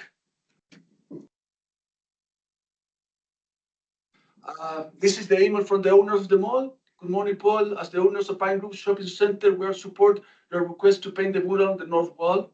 I have the. This is the mural that I paint. You know why I paint this mural?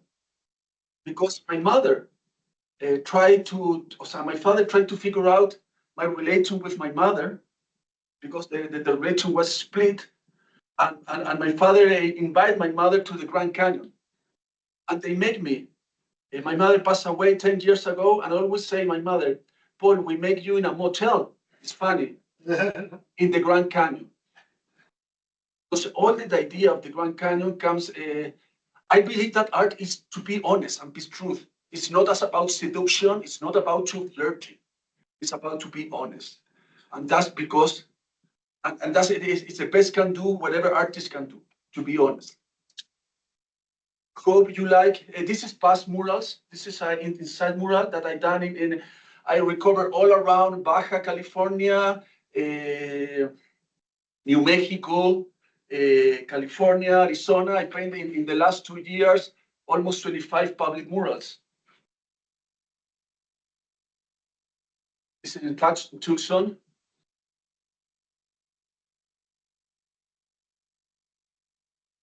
Baja.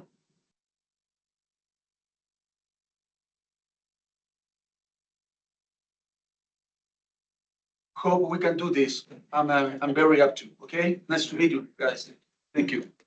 Thank you very much. Did anybody have any questions?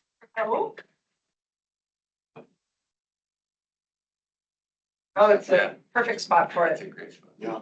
Thank you. We like bringing. Hope like that we bringing. can put a little more. The can be great because it's low money that I'm asking. Please. Okay. Thank you. Thank you very much. Thank you. And is our previous presenter group ready? Yes, I'm gonna grab our keys right outside and they can start. Sorry. Yeah, no worries. You're doing great. Thank you, Paul.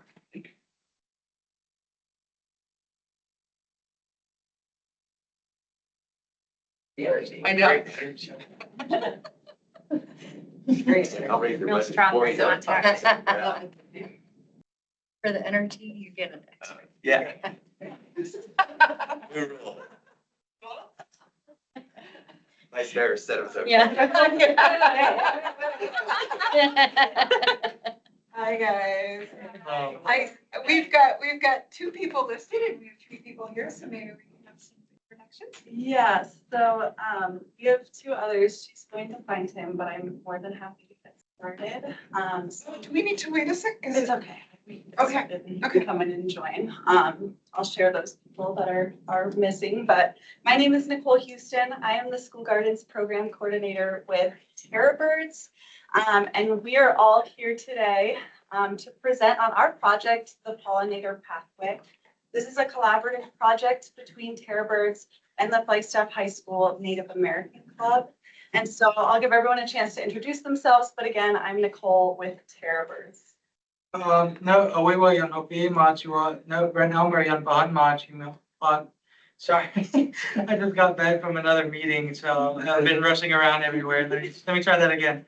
No, we were young, okay, much, no, Brent Elmer, young, behind much, Đột dân một nhà nick young, no, hopefully, at the that burn at Flagstaff High School at the Dukai.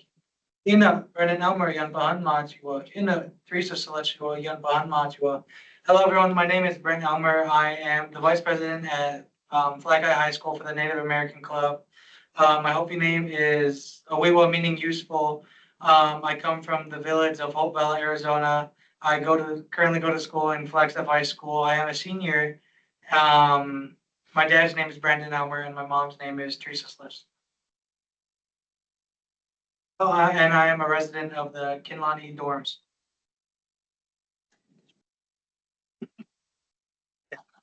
Lama tadi na bawas kemarin hobi mas na dalan na sing mas ya bahan mas na tahu lah na kyang na Arabi happy that but Flagstaff High School have to took a good evening. I think it's evening. But my name is Wawashtama. That's my Hopi name, which means rabbit is running, and my white name is Dylan Nasingwai Tua. I come from the village of Arabi. I'm Sunfang. I currently go to high school at Flagstaff High School. And I'm also a resident of the dorm, and I am the Native American Club's co-ambassador. Ja, she na das kai na stage to ba ro na kai na ba shi kif chi da she aro shi da another ona hali na sha ro kwa kan sana da sha. My name is Daryl Marks. I am the academic advisor for Native American students over at Flag High. We just came from the same meeting, but Dylan before me. So one of the things, do we just jump right in? Yeah. Yeah. Okay, cool. All right. So the effort of this, and you heard us being intentional about sharing where we're residing, where we're at. When we think about pollen and we think about pollinators, one of the things that's indicative to our culture and our way of being is that these entities, these animals, these insects, they're part of creation, a part of creator. And we see them as messengers, we see them as deities, we see them as angels, however you want to identify them. But they give us guidance. And if you're not familiar with where Kinlani Bordertown Dormitory is at, it is on the west side of Thorpe Park, like northwestern side of Thorpe Park, and west of Flagstaff High School. So the kids walk about maybe a quarter mile each day to and from the dorm to attend Flagstaff High School. And we have students from both Navajo and Hopi communities, as well as other tribes that reside there. And it's always the intention, and I get to hear a lot from parents, that we provide a safe learning environment for them, that the dorm's providing a safe living environment for them. But nobody's really like putting that care or intention to provide that safe walking or route for them. And so the thought behind the pollinator path was that if we put plants and that pollinate between the high school and the dorm, that our deities could at least take care of our kids as they're moving through and from the dorm.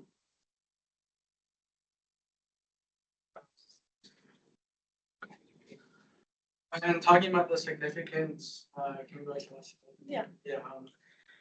With this, it helps with traditional teachings that go with their lifestyle. Coming from the Hopi tribe, planting is a big part of our culture, and this helps practice it, especially for people that live in the city and don't have access to the reservation. And with the positive deities participating and taking home and bringing to school, this it's like brain learning activities to do with planting, and helps create a green thumb and helps bring color and life to our earth. And then with the trust between families with dorm and school, with as us being dorm student residents of the dorm, and like how we said, how we walk like a quarter mile from the school to the dorm and the dorm to the school. It would always be nice to like see, well, you have flowers every morning going out to the school and then coming back, say like if you're having a hard day at school and you walk back with those, the pollinator path and seeing like all these different color, vibrant flowers or just plants in general, then and animals that you'll be able to like know that there still is the bright side, even if you are in like a dark spot right now, and that people know that, or that that there's always good on the other side. And then the quote at the bottom saying, "The pollinators themselves bring blessings and balance, guiding our students to school and back home. It's the natural red carpet for us as indigeneity. I can never say that. It starts and ends our day in a dualistic way." And that's time. Did we want to make a I'd motion like to make extend? a motion to add 2 minutes to the presentation due to the need to present in multiple languages. Second. Thank you. All in favor? Aye. Aye. Okay, you've got 2 more minutes. Thank you. So I wanted to speak, when I wrote the grant proposal, we wrote for phase 1 of this project because the scope of the project is fairly large. That pathway that connects Kinlawny Dormitory and the Hogan at Flagstaff High School. I have it depicted in orange. So it stretches across many blocks of Flagstaff, as you guys are familiar with that area. And so the focus of phase 1 of this project focuses on the Hogan at Flagstaff High School and the entrance of Kinlawny Dormitory. And what this phase looks like is installing raised garden beds, filling them with soil, planting them with culturally relevant plants that specifically attract pollinators, but also have medicinal purposes. Incorporating artwork of all kinds, so signage, murals, gorgeous figurines that shine in the light of butterflies in the beds. We work with an artist, Robert Chambers, in town. He does murals with kids. And then the coolest part about that project is that the full scope of it involves students. So students with the Flagstaff High School Native American Club, students at Kinlawny Dormitory, and others that want to join as well. And so phase 1, I just have a little bit of best I could do in Canva, but some raised garden beds around the Hogan. We will work on signage and murals. We do have the green light to paint on the sidewalks at Flagstaff High School.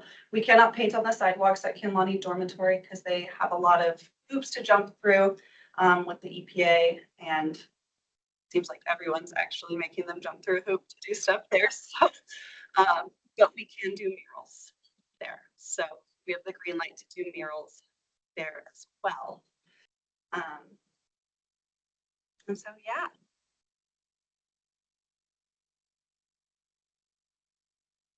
Thanks.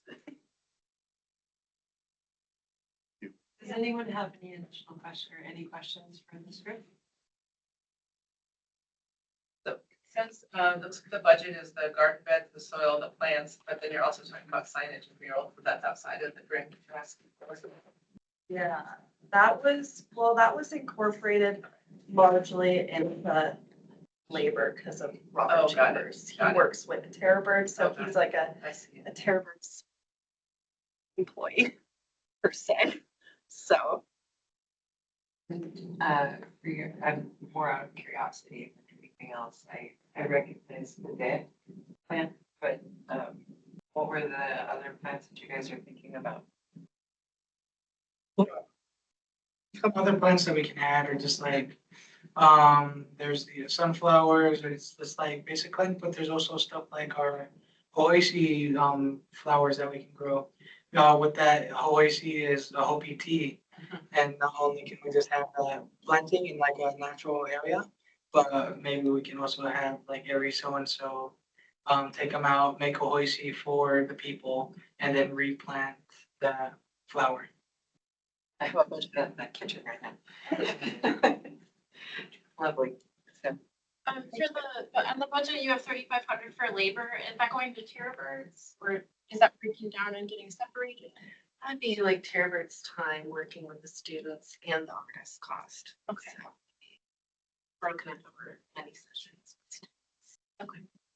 Terra Bird's involvement, because we have so much experience working with kids in the garden and rallying groups of kids to do projects like this and to do murals. That's why Terra Birds is playing a role, as well as logistics for sourcing all the materials for the project. Keeping a school garden going is one of the biggest challenges of a school garden, so it's always really nice to see somebody who's experienced with that involved in those. So you guys do a great job. So, okay, anybody else have any questions? Awesome. Anybody online have questions, just since we haven't checked in with you in a bit? No questions. Thanks. Claire. Alrighty, I think that's it. Thank you. Thank you. And since you guys weren't in the room earlier, the way we do this is, we'll consider all the proposals at the end after we hear them. Kind of listen online, or you can hang out. It's your option. Thank you. Thank you. Okay, and then I believe we have one more, Sarah LaRose. Little free art box.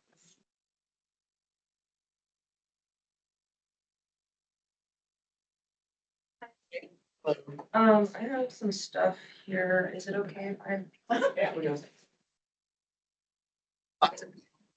It's a prop heavy day today. What? Yeah.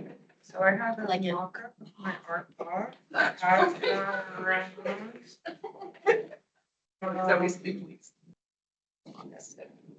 So I've got, There's a collection of bodega kitties. can I like get up and hand these out? Is that okay? Yeah, these are small zines that I made about the project. In the back, there's a business card of mine and there's a sticker.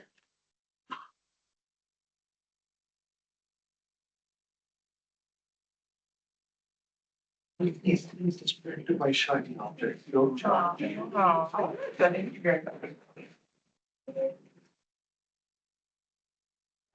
is the most fun. I like it. I'm all about words. This is right.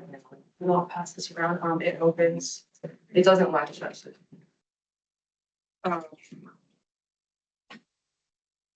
let me just make sure that.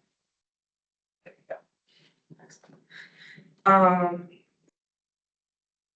Good evening, commissioners. Thank you for having me here tonight. My name is Sarah LaRosa, and I am the founder of the Little Free Art Box Project. The project transforms old newspaper vending boxes into small community art hubs where people can take or leave art supplies, artwork, and other small treasures. The project travels to events, local businesses, and community spaces in an effort to make art more accessible to others. It's all about creativity and connection for everyone. So the vision behind the Little Free Art Box project is simple. It's to make art more accessible, joyful, and shared. Our mission is to inspire creativity, connection, and generosity by placing these art boxes in public community spaces, such as local businesses, events, and creative hubs throughout Flagstaff. Not everyone feels comfortable walking into a gallery or has access to art materials. These boxes bring that creative experience directly into everyday life in places where people already gather. It's about meeting people where they are, lowering barriers to art making, and turning ordinary spaces into opportunities for creative exchange. This brings art directly into daily life. And I also believe this aligns beautifully with the city's goals of beautification, inclusion, and community engagement through art.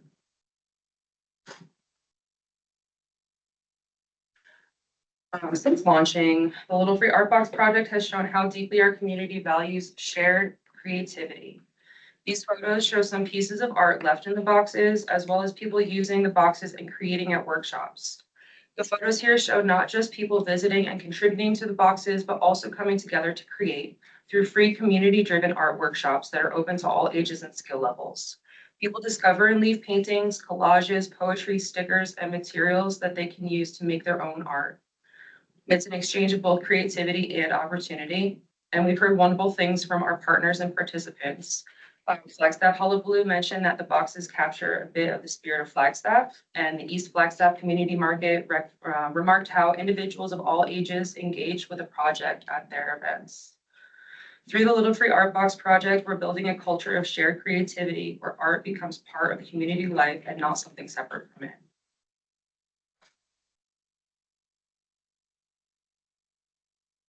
With the Beautification in Action grant, we're requesting funding to support the next phase of the Little Free Art Box project.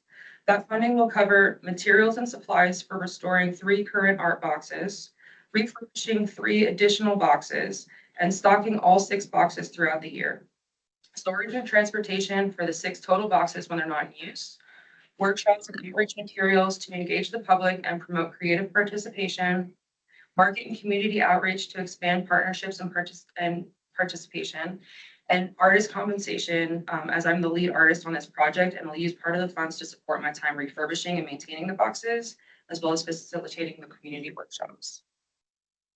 Each box has its own story and audience, and some will be stationed at local businesses like Trash Panda Community Support Center, Ari's Art Exchange, and Blue Diamond Inc., who I have letters of permission, and I provided those as well.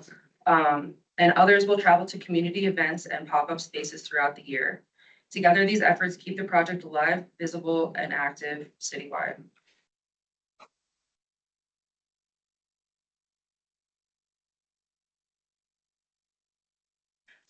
The funding period for this phase runs from November 2025 to November 26, but the Little Free Art Box project is already active and designed to continue for many years to come. During this grant period, we'll refurbish and launch 3 new boxes, maintain and restock all 6 boxes regularly, travel with the boxes to local events like the East Flagstaff Market, Flagstaff Pride, Hullabaloo, and more, host monthly community art workshops and creative pop-ups, and gather community feedback and document impact through photos and stories. As the year concludes, I can share a final project report and continue building towards long-term sustainability, ensuring that the art boxes remain a lasting presence in Flagstaff. In closing, the Little Free Art Box project is a small but powerful way to make art accessible to everyone. It transforms simple spaces into places of connection, creativity, and community pride, reflecting the heart of what public art can be. Thank you for your time and for supporting creative projects that make Flagstaff such a bright, vibrant, and inspiring place to live. I really appreciate it, and I'm here to answer any questions that you may have. It's awesome. I have some questions about allowability. Because I did hear that they're gonna go inside businesses, and I know we've run afoul of some of the requirements before when the art is inside a private business. Like, but her art is not a part of the business, but it's in the business.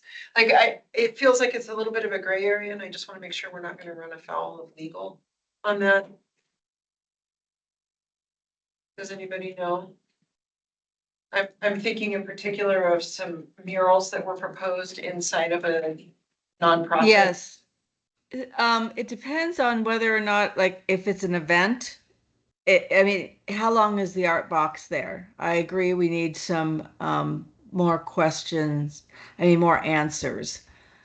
You know, where it is on the location, because if it's kind of like an event, you know, it can be inside, if as long as it's open to the public. But if it's residing there kind of as a permanent, semi-permanent piece, and it's inside, then it's subject to the business hours and it's not considered publicly accessible. That's the quickest I can sum up, you know, the kind of issues that, you know, would face that.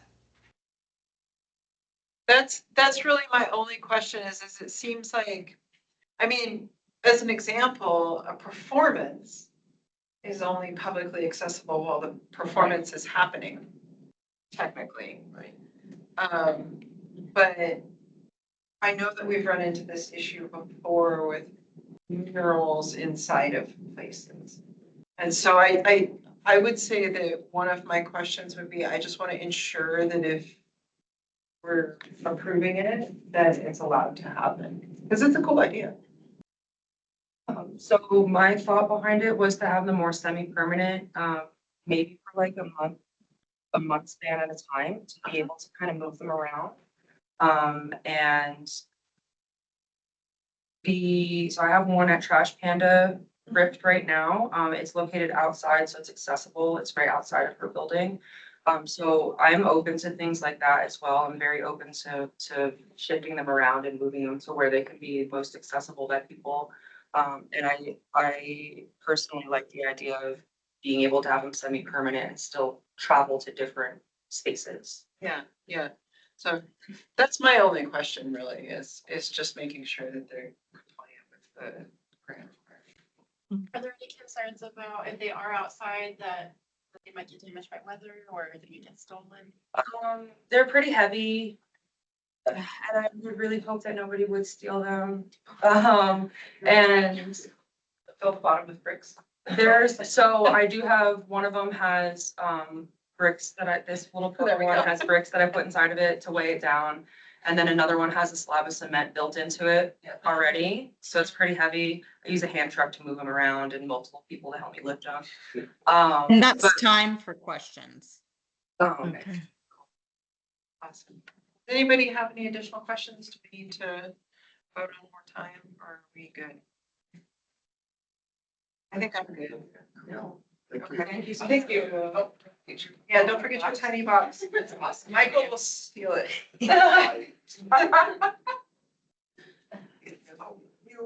Thank you. Okay, I'll let my brother know.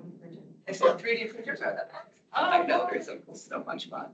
It's really. Thank you so much. Thank you. Thank you.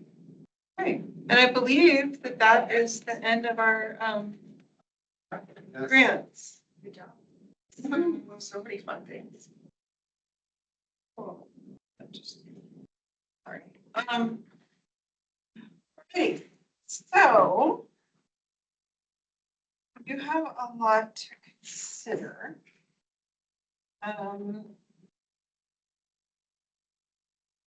Is it acceptable to pull any aside that we feel that we need to pull aside and then do a group approval for the rest?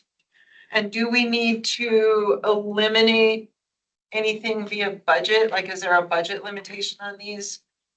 Jana? I emailed out an email saying that we had no budget limitations for this round. But no, I would prefer that we take up each one individually for a vote. Okay, we can do that. That is fine. All right, well then let's consider our first presentation, Dr. Alice Christie, Beautification Garden. Would anybody like to make a motion to approve? Motion to approve. Give a second. Second. All in favor? Aye. Aye. Aye. If we have comments about like, well, I really liked this about or that about it, like, is that helpful for the applicants? Cause they're gonna potentially watch the video later, like, we make a few comments about it? We have the room now, we've done this, we have room for further discussion, so if there's something that you want to weigh in on? Yes. I think it's helpful for future grant applications.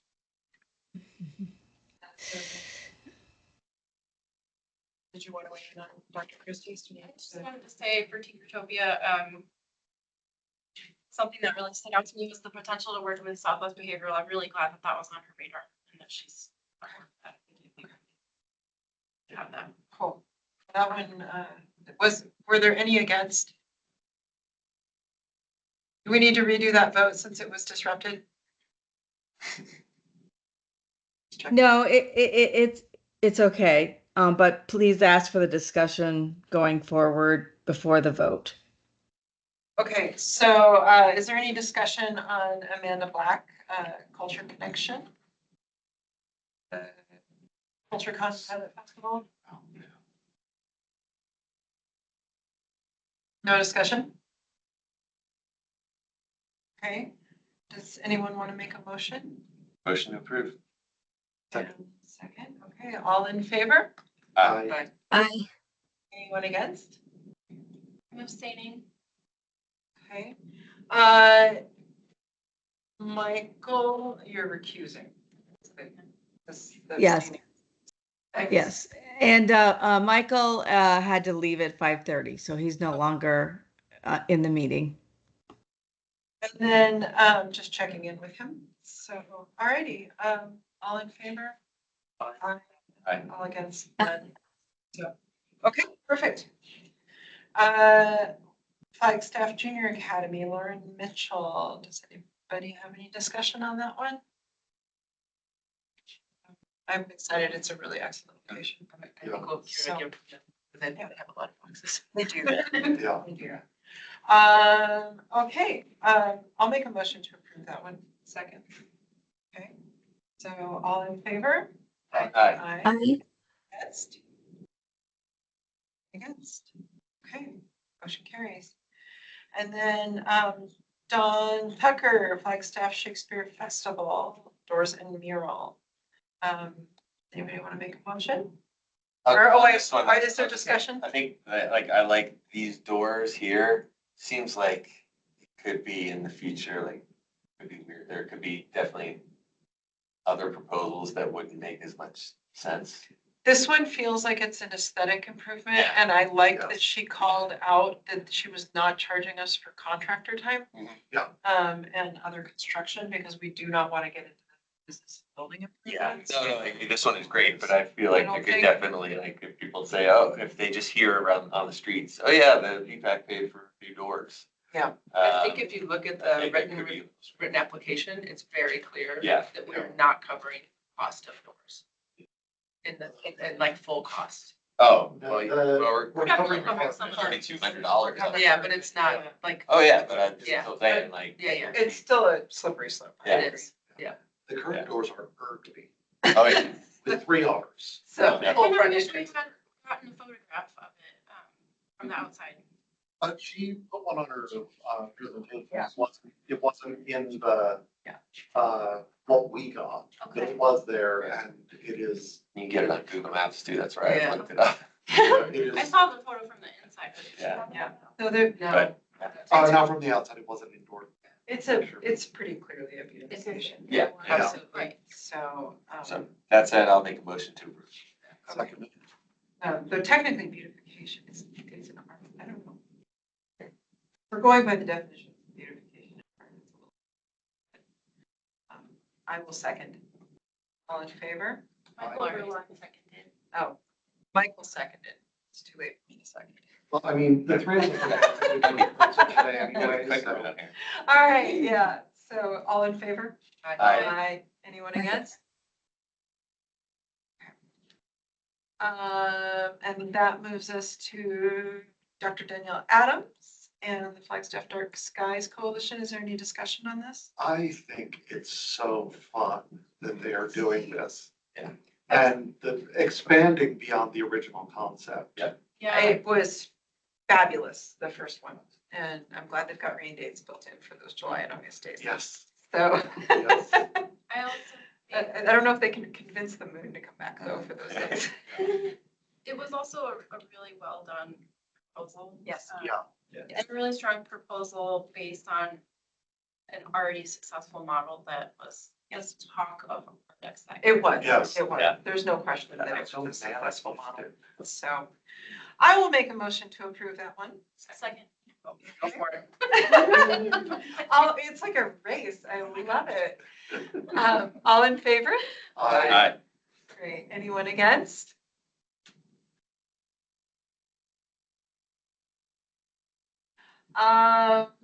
Elias Marshall, the Orpheum guitar sculpture. Is there any conversation? Discussion, question? I really like that this is a different medium, it's metal. Yeah. That's really cool. I think what he does with metal is really cool. I recognized this immediately. He's always at Art in the Park and he does, I knew it was Copper Rose Arts as soon as I saw it. I appreciate the brass samples for us Yeah. to have a little bit more context. I think we all needed that. Yeah. Yeah. I wish more people. Oops. And I know he has proposed on some of our bigger opportunities. And I like these BIA grants are so accessible for people that are really developing their art, and it seems like a good fit for that. So And I appreciated he brought his reference photos. So, would anybody like to make a motion to approve? So moved. Okay, second. All in favor? Aye. Anyone against? Then we have Aaron O'Loughlin, the Astro Chaos Traffic Signal Cabinet Graph. Any discussion on that one?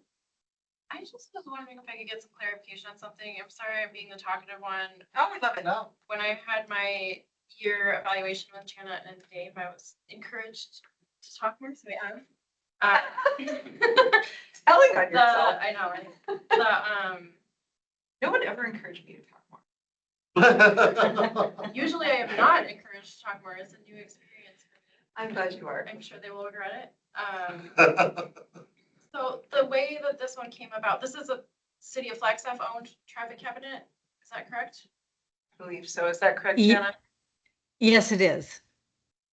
And this, I guess my question is, why is this one different from the other traffic cabinets where there's like a whole process where people submit? Because this is a BIA. Okay.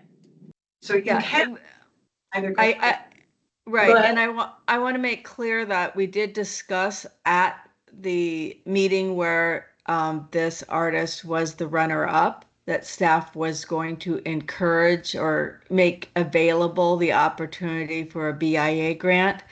And so that was communicated to BPAC at that time. Is that an opportunity that's open to any artist to approach BPAC and ask for a BIA grant to do a traffic cabinet that they identify? Okay, just wanna make Yes, yes, and we've had other ones done. They just have to get the permission. If they come with us for a traffic signal cabinet, we will do the reach out with the traffic department. Yes. Thank you. It's actually a nice way to encourage proliferation of the program. Yeah. So if someone identifies a need in their neighborhood Yeah. that we may have not prioritized, Right. I really like it actually. We've done a couple in the past, I think. So, cool. Any other questions? I think it's a great design. It's so fun. It is, and I like the changes she's made. Yeah, the brighter colors are. Yeah, it was beautiful before, but kind of muted, so. Yeah. Alrighty, so would anybody like to make a motion to approve that? I will. Great, I'll second. All in favor? Aye. Anyone against? Okay, motion carries. So the next one is Jill Sands Culinary Concepts Southwest Mural. I did have one comment, which is that I really like it.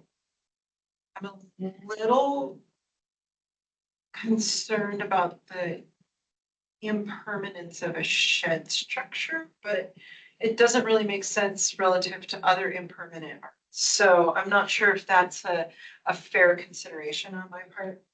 And I think it will improve the locale. So it was something that for some reason in my head was a little like, oh, I think the condition of the shed is important. It looks sturdy. I think it's okay.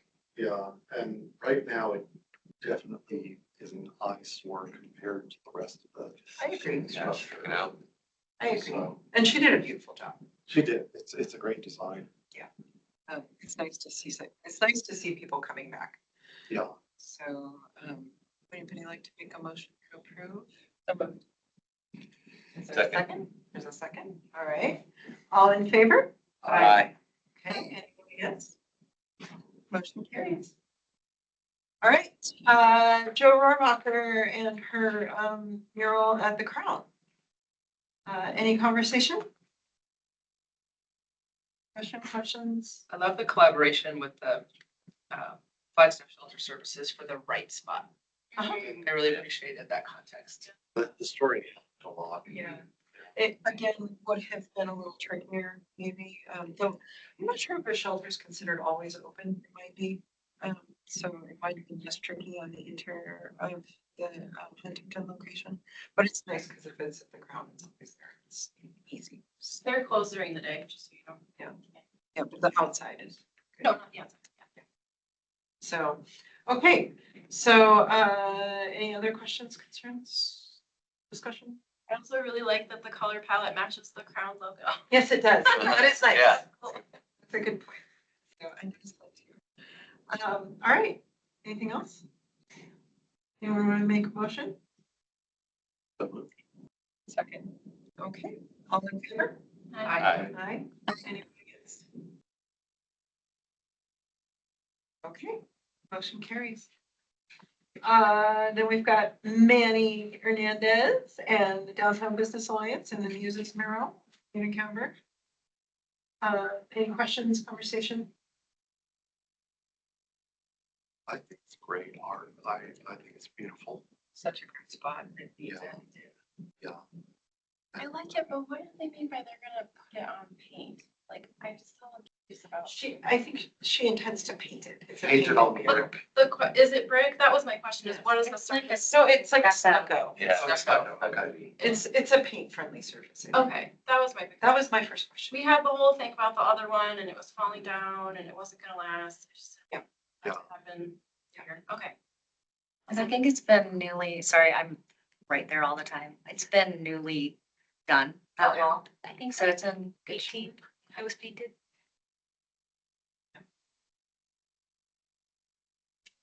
Anything else? Can I ask a question for the minutes? I know that Manny proposed if you guys, the artist was seeking input on the color. Do you guys have anything you would like reported in the minutes? I know Commissioner Rulon shared that he liked the colors that were color matched. I would prefer to allow the artist to make that decision, I think, and the DBA, they've got a good collaboration going, but up to you. Michael, do you have an opinion? I mean, I like the color match better, but I will trust the artist. Would anybody like to make a motion to approve? So moved. All in favor? Aye. Aye. Anyone against? Claire, did we hear from you? Oh, I said aye, but I wasn't sure if it. It was a little quiet, that's all. Okay, yeah. Okay, awesome. Motion carries. And then we are to the Pollinator Pride in full color over sustainability. Any questions, comments? I wish it was a little bigger. I feel like there was a little room in the budget and I feel like it could go up and across of what was left in the budget. I agree, but she had a good She did. point. $1,000 is, Yeah. would just mess up the whole scale. She wouldn't be able to. Yeah. I think No, she did. thought about it. I agree. I mean, there could be a phase 2. That's what I was wondering. It's such a nice progression of that space. Yeah, no, it is. I agree. I agree. I think it'll really encourage people to walk around over there too, which is needed. So, okay, would anybody like to make a motion? So moved. Right, and, all in favor? Aye. Aye. Aye. And anyone against? Motion carries. And then, we've got the pollinator pathway for the Hugon. Any questions, conversations? I like that Tara Burns is involved. It's hard to keep school gardens going. We had one in 4th grade and Those beans were grim still. we got to pulling up the dead plants from the last time they tried to do it. And I don't think we ever got around to planting anything. Yeah. But I think, yeah, but also it seems like there's a lot of interest on the part of the students to Yes. maintain it. Yeah, I appreciate that the students, I felt that it was really genuine. It wasn't a canned conversation for us. I really felt like they're invested and they're excited that this is an opportunity. Agreed, Yeah. agreed. There's a lot of motivation around that. So, okay, I'll make a motion to approve. Second. All in favor? Aye. Anyone against? Okay. And that motion carries. And then we have our presenter, Paul, and his monsoon mural. Did anybody have any questions or conversation? I forgot to ask, but I'm assuming they're gonna move that trailer that's right in front of it. You know, I will say we funded a mural on the other side of that building and there is stuff parked in front of it sometimes. I will not make it that as a joke. And so sometimes it's clear, sometimes it's not. It is an improvement. But that is a big empty space. And your risk is that there could be something there that blocks it, so.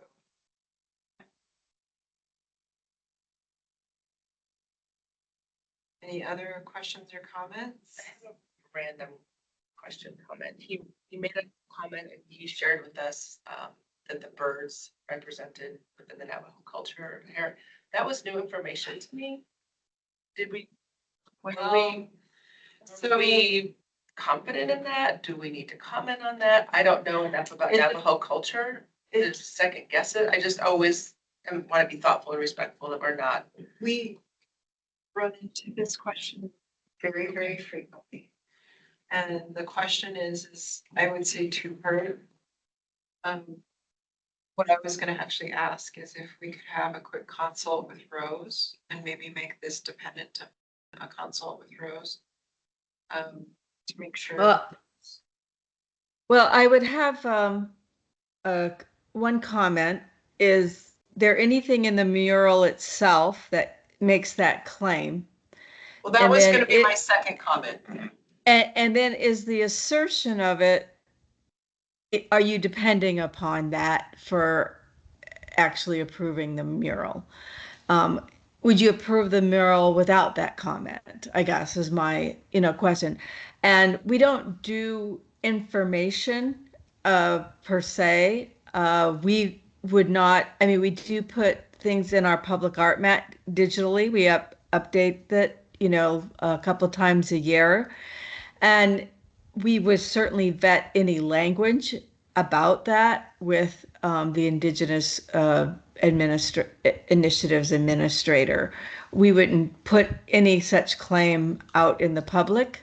So that would just be my 2 cents. But if you would, do wish for it to defer until we consult with Rose Tohi, that's fine. But you could also go forward without that, as long as you are confident that that information wouldn't be published until vetted, and that you would approve it even if that wasn't so.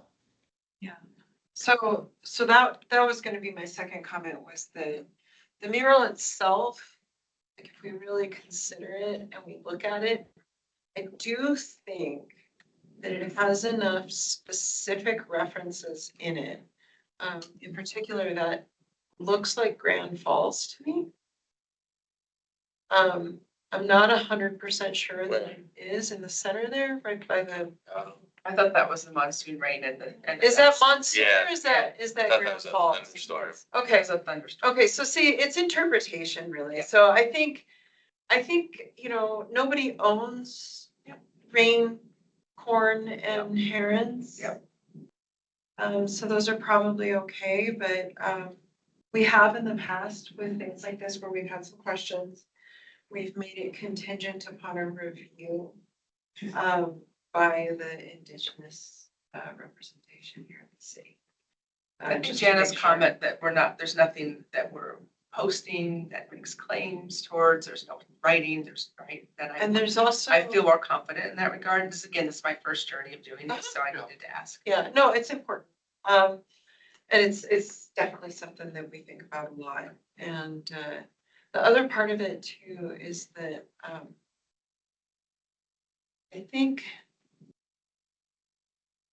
I just think it's a little bit, potentially like it's kind of a psychedelic painting and it has other things going on with it. So I think the influences could be, whatever. I think there's a lot of influences. The viewer wants them to be.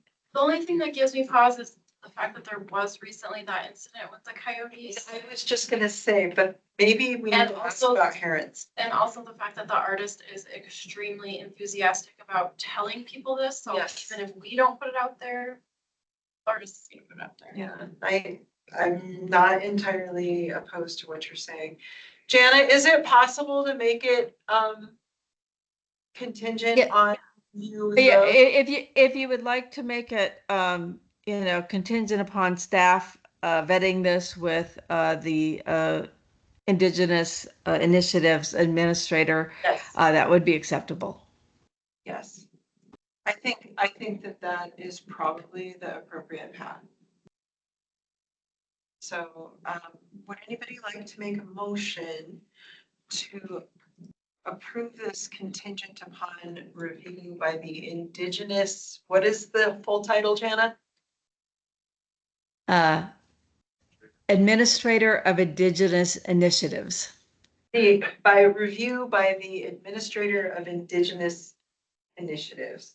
Before anyone makes a motion, which I'm fine with, I'll say I don't think this needs to go for review, but you know, it'll be a day. So Yeah, something- I mean, we can just look at it at the next commission meeting. Do we need to look at it, or I Or- thought it was or- just gonna go to Rose and she's gonna Well, say it's just to sign contingent, it? can we say as long as they I approve? guess, what's that process? Can we just say as long as they approve, then we're good? Don't need to Yes, vote on- staff would bring back any concerns. Okay. I mean, if the Indigenous Initiatives Administrator has any concerns, Yeah. then staff would bring it back to you. We would not let it go forward. If she has no concerns, it would just automatically go forward. Okay, yeah, I mean, I'm like 50-50. I agree with Matt that I think that this one is got enough stuff to it that's general enough that we could just go with it. It does not show specific, like, tribal symbolism, you know, in terms of like shapes or art forms that are specifically identifiable with a specific Indigenous group. But that doesn't mean that we know everything. Well, that's what I was gonna say. I And don't so- disagree, but I think it's important to have an Indigenous voice weigh in on this. Yeah, I agree. I agree. So, and, well, like I said, it's kind of one or the other, but you're right that the artist was so enthusiastic that, probably a conversation that's gonna be had in the community. So, and with that, let's start over. What was the full title? Administrator of Indigenous Initiatives. Thank you. Actually, No. it's Oh, we're I gonna was get a repeating what correction. Jana said. no Indigenous Affairs Administrator. Thank you. Would anybody like to make a motion to approve this contingent on review by the Indigenous Affairs Administrator and their approval? I will second. All in favor? Aye. Aye. Aye. Aye. Anyone against? Motion carries. I look forward to this one. And then we have Sarah La Rosa, the little free art box. And I do actually have a couple of this one. I really like it. I'm a little concerned that it's not always accessible, so I just want to have that conversation real quick. That doesn't mean that, you know, I think it's mostly there. And I like her process, but we have run into this in the past, and I just want to make sure that we're being consistent. That came up and she said that one of them is already outside Yeah, and that she was willing, I heard her say she was willing to put them outside. yeah, So I would just say we can document that they just need to be outside. okay. I think that's fair, or at events. Yeah, and I mean, I don't think it'll come as a surprise to her since it came up and she said, I would like. What I thought I heard her say was half of them are always like at events. Yes. And the other half will be rotating, but Yeah. to our point, like outside the business. I was a little confused by the semi-permanent moving around thing. Yeah. It was a little It's a little confusing. unsure, Yeah. but Yeah. Yeah. And then I had one other question with this, and I'm sorry, because I know we're all very excited and moving quickly on these, which is just because some of them already exist and they're refurbishments, does that still fit the requirements of the grant? Because I'm not entirely sure if we're allowed to do work that's already in existence. A refurbishment, yes, it's a very good question. And I had it did dawn on me after the questions were already closed that another fair question to have asked her was whether or not that was labor. The refurbishment was labor, because her artist fee was $3,000, and so only $500 more of labor would be allowed under the grant. And so we could possibly continue this and get some more clarification on that, because that did dawn on me. I would have raised it, but it just hit me kind of afterwards that how is she refurbishing them? And if that's her labor that she's charging for, then the labor would be over the grant amount that's allowable for labor. I mean, it's cool that we're getting these really unusual applications. And I think what happens is, like, we know which questions to ask about murals because we've had a million of them. And I don't necessarily know what questions to ask about some of these more unusual applications. So, I mean, but you know, your question is, it is a gray area. You know, some of these already exist, but that's the structure exists, but not the, you know, items within, you know, the moving around, the making the arrangements at the different locations and the events, you know, so it's a, you know, it's gray. It's a little gray. since they are old newspaper boxes and they're being repurposed, I could be convinced that the art itself on the boxes and the things inside the boxes are the. Yes.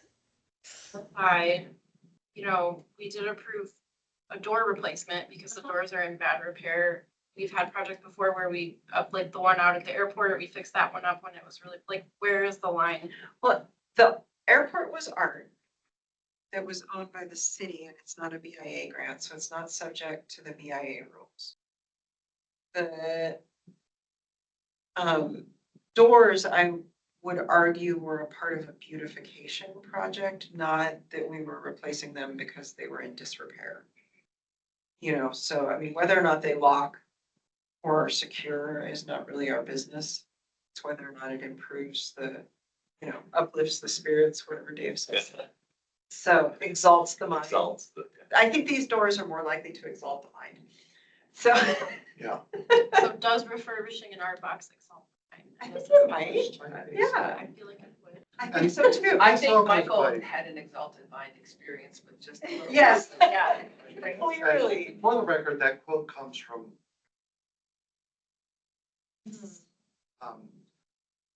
this all goes by legal eventually. It does, anyway, it does, but so they can. it saves us a little trouble if we make. Yeah. No, I mean, we can do it subject to, you can do it contingent upon a review by legal of the labor, and that would be fine. And as long as staff clears it, you know, we can then ask her the follow-up question, and get a clarification. And if we have to adjust the budget, you know, so that actually then the budget goes down because that part's not eligible. If you approve it with that contingency of, you know, of a legal review of the labor amount, then we can go forward tonight. Okay, I like that. I don't want us to be the ones that turn her down. No, but I mean, it is our job to review Yeah. this stuff and Yeah. discuss it, so. Yeah. What did we decide about they have to be outside? Did we decide that? No, just a review by legal. Okay. Well, yes, yeah, but I think, and the placement, I just say they have to be publicly accessible, and then we'll have legal review the placement. But can that be publicly accessible? Does it have to be 24/7 or just? If it's semi-permanent, yes, it has to be, it can't be inside a business that business hours close. We've already had that ruling by legal. That's how come we know it. Okay. So, if it's outside, there's no issue. If it's at a event and, the event ends, then, of course, it's fine if it's inside. But that's kind of like a 1 or 2 day event kind of thing. Okay. I will make a motion to approve contingent upon meeting the requirements for public accessibility, public availability, and a review of the labor fees by legal. Anyone like to second that? I would, yeah. All in favor? Aye. Aye. All right. My motion motion would be to carries. do what Janice said. I wasn't gonna. That's why I was writing it down, like, she's got it. No, I think I have to say it or the spell doesn't work. So anyway, I believe that is the end of those. So we will move on to item I, request for future agenda items. Do we have any requests for future agenda items? And then we'll move on to, so there are no requests. And we'll move on to item J. The time and date for the next meeting is Monday, December 8th, 2025 at 4 p.m. And then item K, we are adjourned. Thank you all. Congratulations, 14 BIA grants. Congratulations.